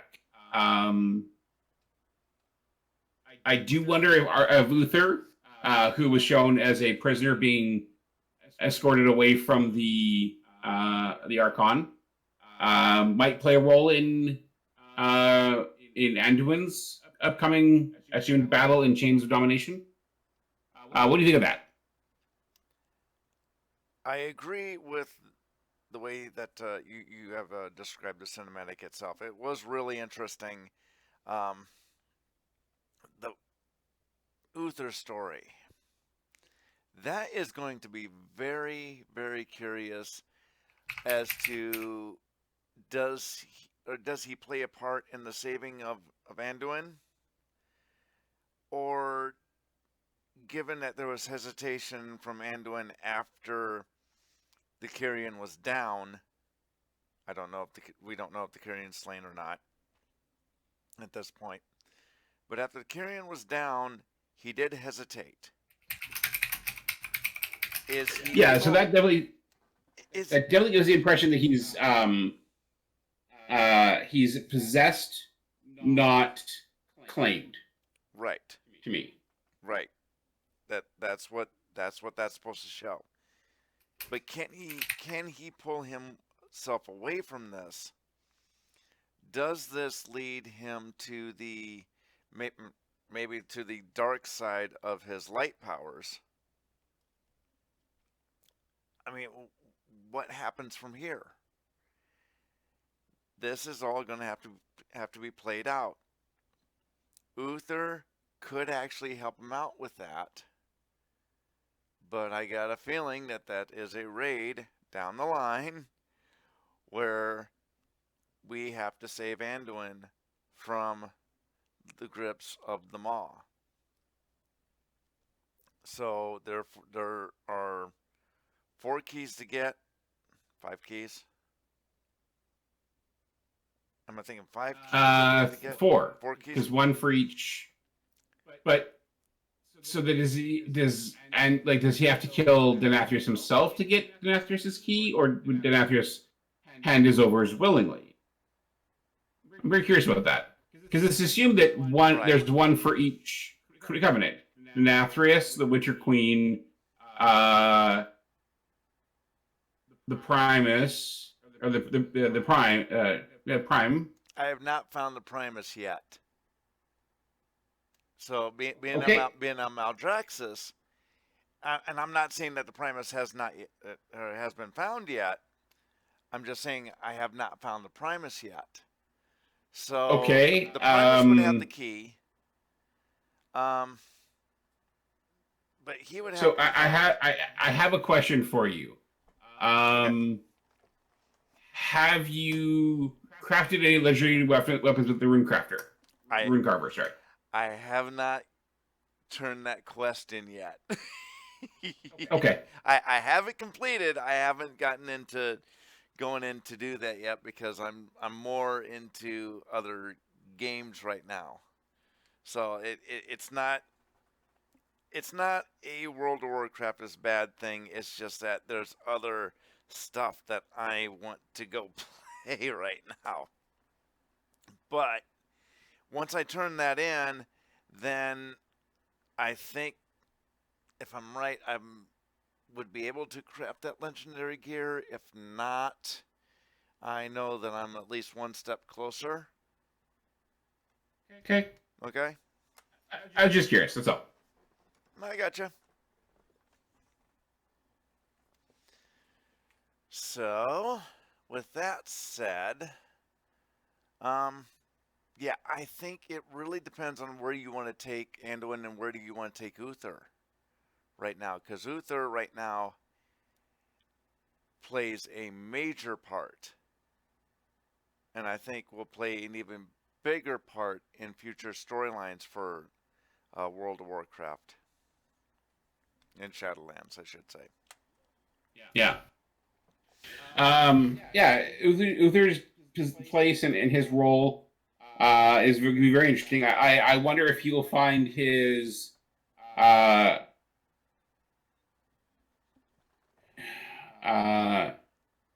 basically what he needs to properly ascend by helping us with Anduin, or maybe his sacrifice will be what redeems him. I'm not sure. I do feel like there's going to be some I feel like there's a connection there that is going to play out at somehow, some way in part of this. I just don't know how yet. Keep in mind too that when he was a part of the Fallen, I'd say the Fallen, Fellsworn. Yeah, one of the Fellsworn, he was brown in color. Yes, if you look, and he's not blue again. Yeah, right. He's not blue, but he's not brown. He is more pale in color. Okay. Yeah. So there is a bit of transformation within him. It's just how far along does he go within this transformation in order to go along with the storyline? Yeah. That's going to be the Bastion storyline. Yeah, I can see that. Which means I need to really advance my warrior. Might be an idea. So it sounds like the charity pet program this year is going to be that we will donate to Doctors Without Borders probably through a Blizzard portal, and that will eventually unlock for us a couple of battle pets if we hit the right numbers. Right. I think that's pretty cool. I appreciate that. And it's not just that. You don't just get the one pet. If we hit the right, if we hit the number, stretch goal, we get right. You get a sloth. So you're going from. I mean, if you want one, yes. Right. And those actually look pretty cool. To have the old style or the old school, basically a limited edition pet. I mean, yes, I know it kind of feels bad for all the people that got that pet and nobody else had them. Now everybody that wants them can get them. But this is for a great cause. I come from StackUp.org. I know about great causes a little bit, okay? And Doctors Without Borders, they are indeed a great cause. So this is indeed well worth it. I agree. Okay, so Burning Crusade Classic. I think I read some stuff about the What's Next panel or the Burning Crusade panel there, where it sounds like you'll have you can move a character to Burning Crusade. You can lose the character in Classic, but it sounded like there might be an option to like copy a character to Burning Crusade while leaving the original one in Classic. That's something I didn't really follow because I wasn't really looking at that. But it will have a lot of the same features we had in Burning Crusade originally. Again, much like Classic was, the old data on modern code. So Dreadnought and Blood Elves get added, Paladins for Horde, Shaman for Alliance, Jewel Crafting, and Flying in Outlands. Except not in Exeter, not in the Dreadnought areas and not in the Blood Elf areas. Like before, yes. Yeah. So I mean, the stuff that is unique to the different to this expansion, stuff that changed from vanilla to Burning Crusade will change here as well. The phases will have Karazhan, Girl's Lair, and McFerrin's Lair in the first phase. Serpent Shrine Cavern and Tempest Keep in the second. Hyjal and Black Temple in the third. Zolomon in the fourth, and Sunwell in the fifth. So again, much like we had with the original phases of Burning Crusade. Yeah, so you can choose on a character-by-character basis to progress with the server or move the character to an Evergreen Classic server. There'll be a paid option to make a copy of your character so you can keep it in Classic and move on to Burning Crusade. So there we go. And there'll be a paid boost to level 58 if you want, one per account, only on Classic Era Realms, level 40 amount skill to go with it. No professions, geared in Dungeon Blues, and not available for the new races, the Draenei and the Blood Elves. I mean, it's pretty much Burning Crusade for those who played during that era, moved up to back to Classic. So, is this something you'll be looking to do there, Joe? No. It's really nothing against Burning Crusade or anything like that. I like current stuff, and all due respect to Classic, all due respect to people that like the way that things were, and I'm kind of in that zone, but kind of not. It's just not for me. So, and I knew that going through it the first time. Okay. So, changes, yeah, they're going to happen. I don't know if, they're going to, obviously they're going to advance on, but I don't know where it's going to stop. And I think that too could be problematic. Because really you could take things in an alternate universe type of way instead of going right down the path where you have gone before. You could take a left and just go down another storyline to see how that goes, because that would be an entirely different game. So I don't know. It's just not for me. So yeah, totally. So Hearthstone, Forged in the Barrens. Isn't that what they announced last week? I'm pretty sure they announced the Hearthstone stuff last week, right? In a way, they did, but they didn't come out with a full-on announcement. They just said, "Are you ready for the Quill?" Okay.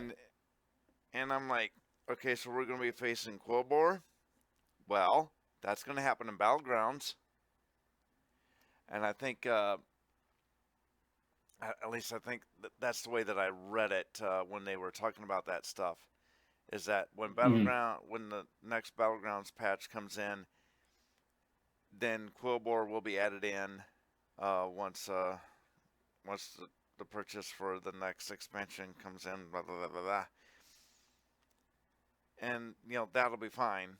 But there's a lot more to unpack there with Hearthstone.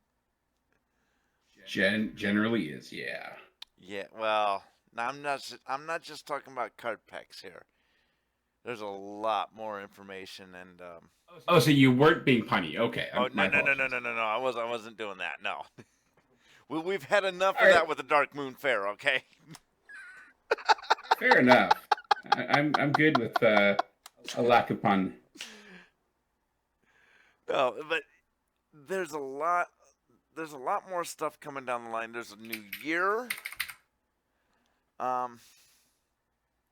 gotta hang on. I gotta do some stuff here. Hang on. Let me find that.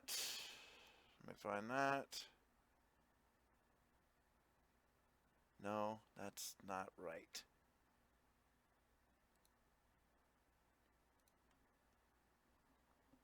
No, I don't want to do that. I want to see.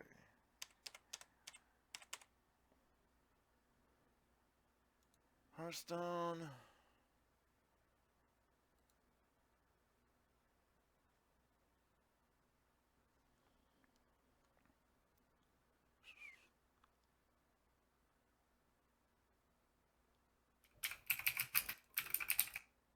Oh wait, back.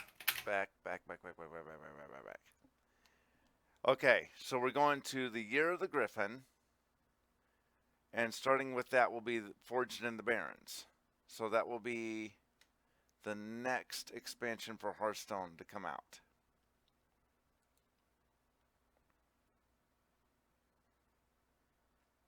Makes sense.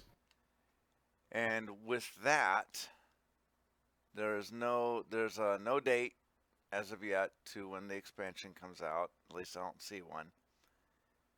But usually when something comes out, there's going to be something else that comes out with Hearthstone. And that includes the new keyword, Frenzy. Yeah. Now, I'm not exactly sure how Frenzy actually works. I think it works a little bit like Rush. So, and Frenzy is just different things. Mm-hmm. For like Razormane Raider, a 5-mana 5/6, Frenzy, attack a random enemy. Okay?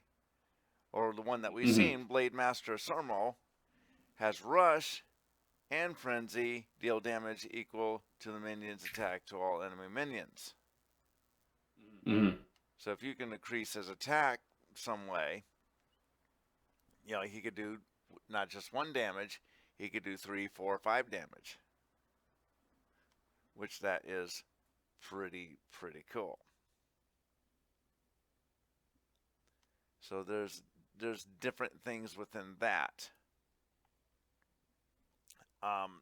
Spells. There's going to be a big change to spells. We've seen in the past spells go from like healing and spell damage instead of just just having spells like that without the separation and connotation. Now we're gonna have spell classes. So shaman is gonna get mostly nature damage. Priests are gonna get mostly holy damage. Mages are gonna be really random. They could get elemental, arcane, a bunch of different style damage stuff, and there's going to be some other minions like Brucon, which will only give spell damage plus 3 according to that class, where Brucon is nature spell damage. Okay. Mm-hmm. And another thing that we're going to get, hopefully sometime soon, is Shadow Hunter Vol'jin.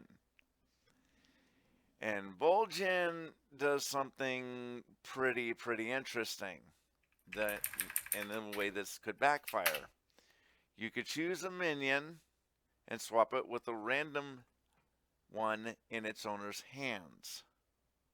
So you could choose your own minion, maybe bring out something with greater stats, maybe something with rush or charge.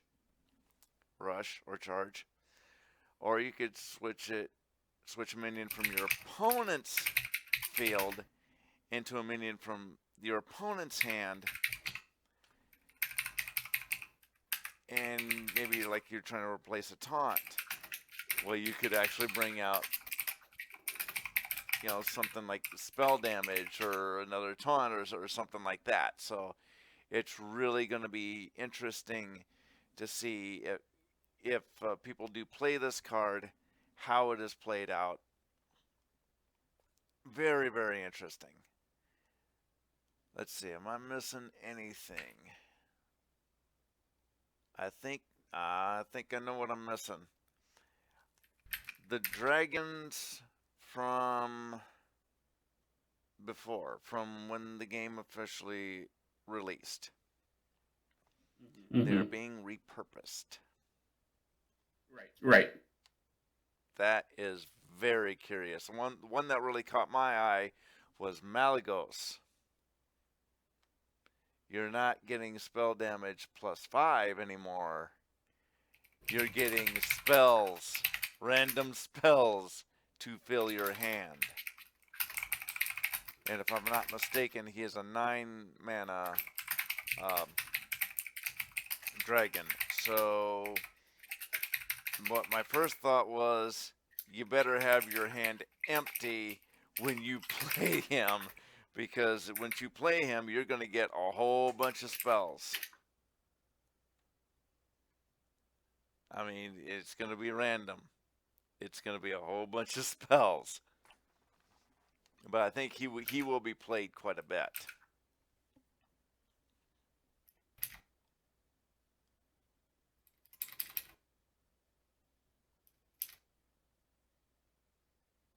Yeah, that makes sense. So for as someone who pays probably more attention to Hearthstone than I do, honestly, right? Like, how excited are you for the coming next few months of Hearthstone?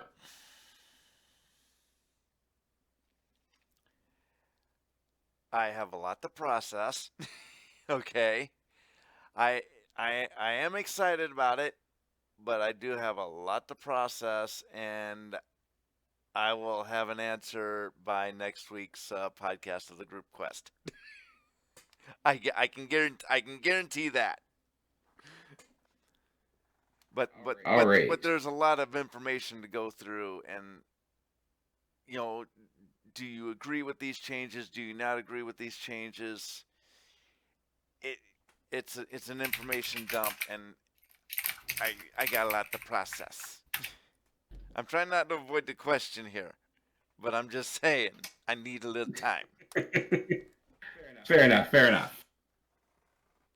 All right, so let's move on to Diablo. So new class for Diablo 4, Rogue. Did you watch that at all? With much interest? I did see the gameplay, I think, with what you did, but I was watching Hearthstone. Liz was watching Diablo, and she gave us lots of awesome updates throughout BlizzCon. And much respect to her. Yeah, I'm super excited for Rogue. It looks like a really fun class. Really interested to see how that'll play out. And yeah, super excited for whenever that releases in 2022 or after that, whenever it does release. That might get me back into Diablo, to be honest.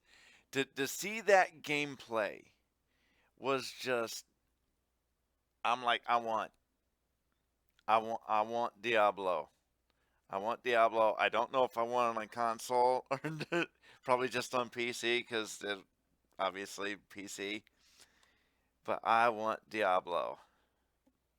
Yeah. That's one of the things I came out of BlizzCon for day one and said I want. Mm-hmm. Did you ever play Diablo 2 when it was originally out? I can't remember if you said that you did. No. I got into Diablo 3 there for a while there with Dead Greed, and we were going doing stuff there. Dead Greed and Lady Hava and all that stuff. Did you like? Does the gameplay and the updates to Diablo 2 Resurrected, does that interest you at all? That is something I will be looking into. I do have an interest in it. I do understand that was one of the hottest games of that time period. Okay. And when did that Diablo 2 originally come out? Let me see here. 2000.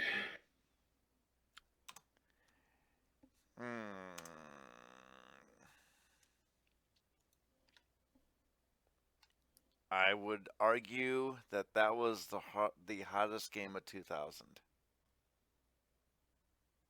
I would say, yeah. And that's going up against a lot of the 2K sports, which were extremely hot at that time. Madden was like maddening. Okay. You know, you had all the basketball, the baseball games, blah, blah, blah. I think in a non-sports way, Diablo 2 was the hottest game at that time. And I think with the life changes that they're putting in Diablo 2, and they're keeping a lot of the same stuff in Diablo 2, I'm going to be looking into it. I'm leaning off the fence, but I'm looking into it. Yeah, it's a money. So here's what something I like your thoughts on if we can. I don't know if you guys over in Group Quest were talking about this at all, but we're talking kind of what we expected out of these out of the opening ceremonies in the office today, and we all expected a mobile WoW title or a mobile Warcraft title of some sort, based on what we've seen from their earnings calls and so on. Like, it surprised me there was no mobile title that was not previously announced. Did you guys have any thoughts on that? Is there anything you noticed from there? Okay, let's see if I remember last week. We were doing our predictions on the Group Quest podcast. Me and Galvin were, and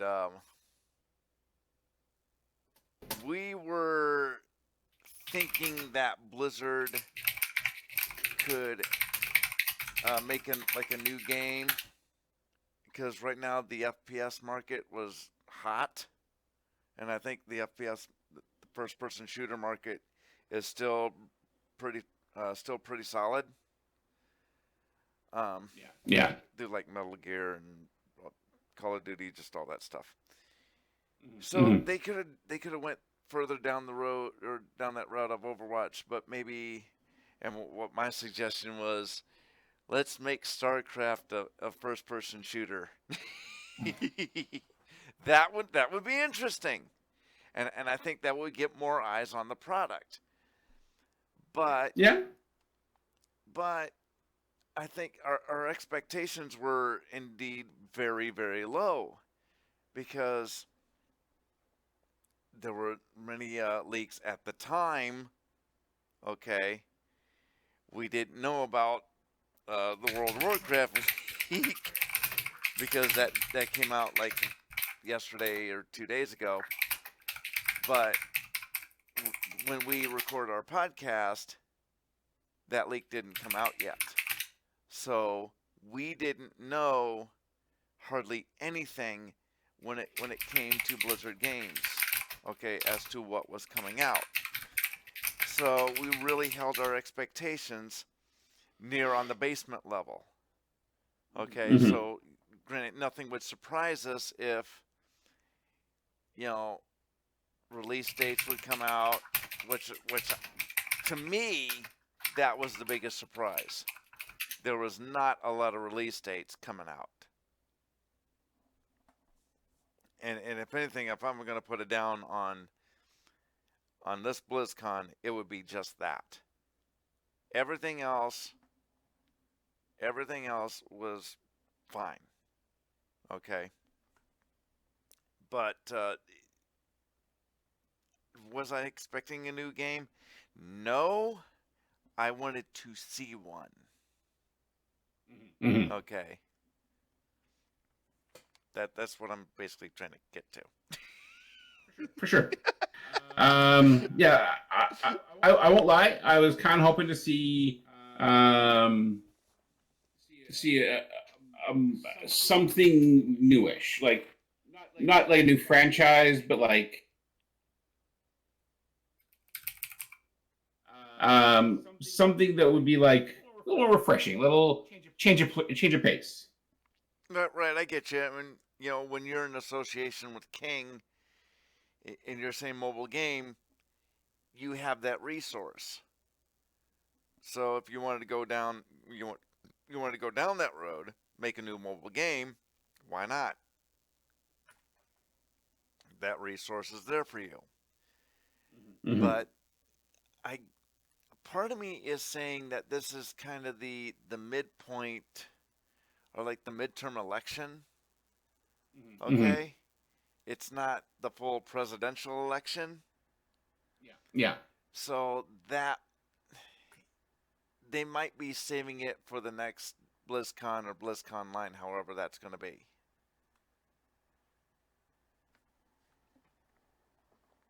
That's just my initial thought. All right. Well, you're American, I believe. You sound like you have an American accent of one variation of a region. Here's my question for you. Do we have a in-person BlizzCon in November?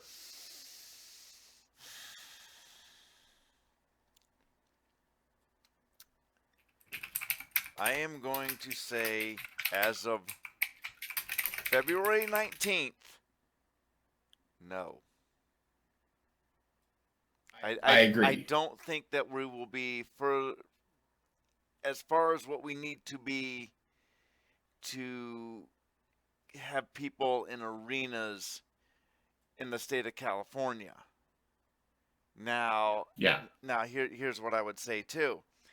If it was not in California, let's say if it was in Florida, or let's say if it was even here in Ohio, where I'm at, yes, there would be one, but it would not be 40,000. It would be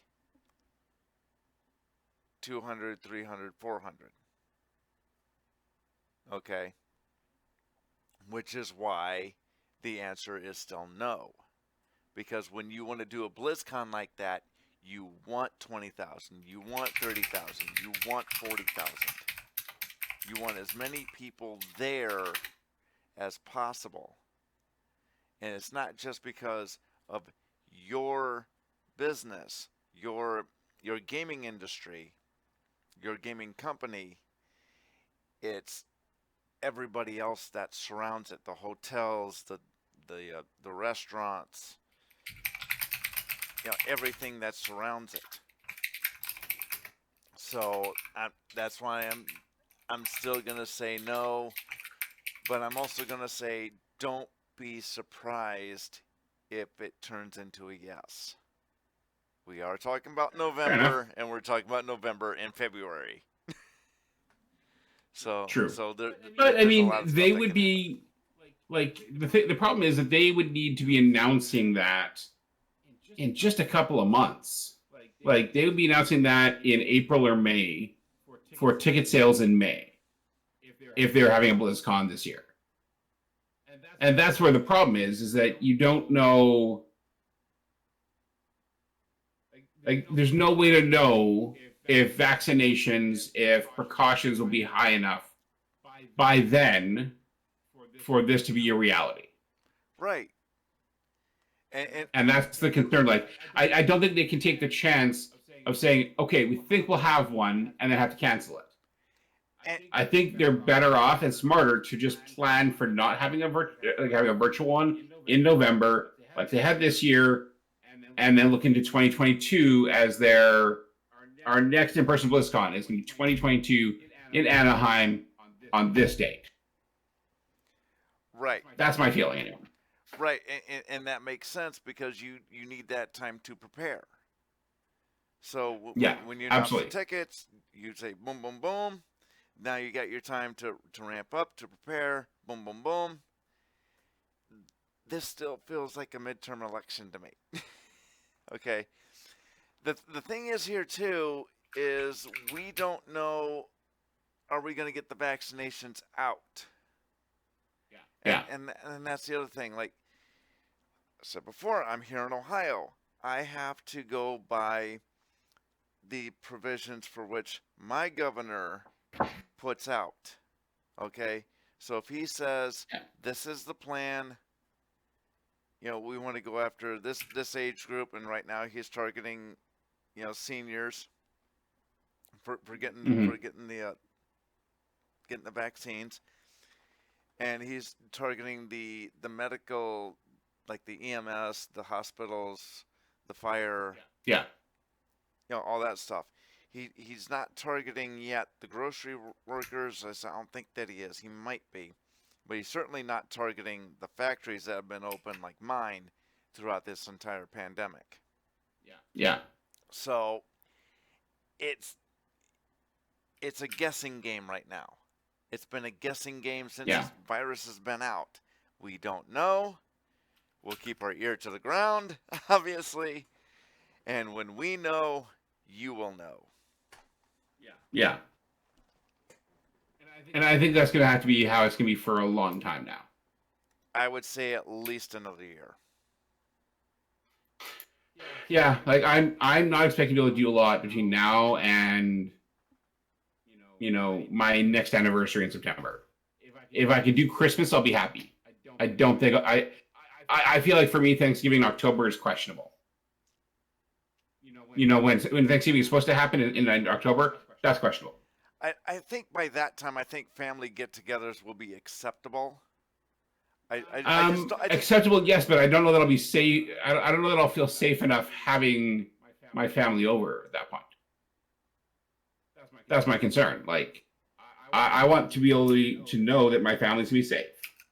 Right. But like it was what we said before, we're talking about this in February. we just don't know right now. But what I'm saying is, no idea. What I'm saying is, don't be surprised if that's now acceptable. To at least that level of social get together is acceptable. Okay. Yeah, totally. What we do know is some people are being let back into stadiums right now. Mm-hmm. And it's few and far between, but it's still a step forward. So long as we keep making that step forward, step by step, we'll eventually get back to where we need to be. We'll get back to normal. Yeah. Yeah. Hopefully. All right. Well, I think I'm gonna call it there because I want to spend some time with my wife and say hi to her. Go right on ahead. And if you want to do stuff here tomorrow, feel free to. You have access to do that. If you need people give permission to talk, let me know. I will be doing my streaming for my Pokemon stuff tomorrow, but feel free to use this channel if you want for discussing. All right, we'll find out what happens tomorrow, because I'm going to try and get Golvin and at least talk with him through BlizzCon. And I don't know, we'll see what happens. For sure. Just let me know if you need anything. All right? All right. We'll see you later, man. All right, take it easy, bud.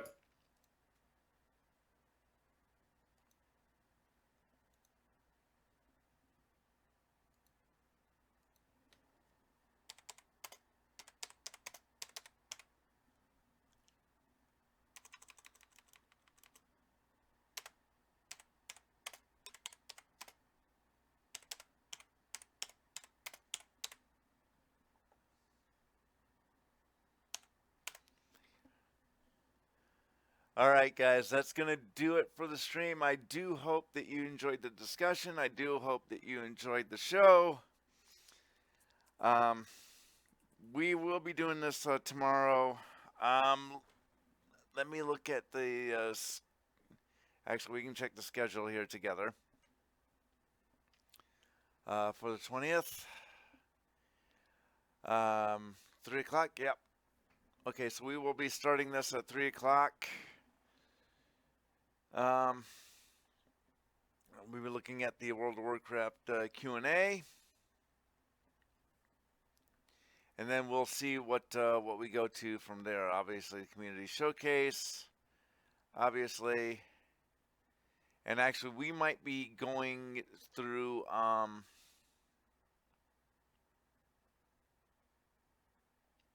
some of the day one stuff there. Earlier, so we might not start at 3 doing this. We might be starting at like 1 or something. So hit follow. Okay, you'll see when I'm on. And speaking of what do we want to do,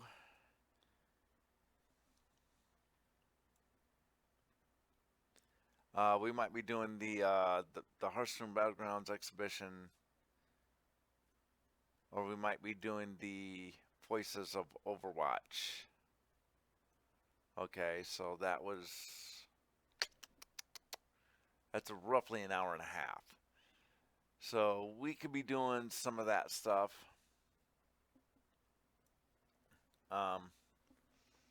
Just hit follow, and you'll see when I'm on. All right? See you guys.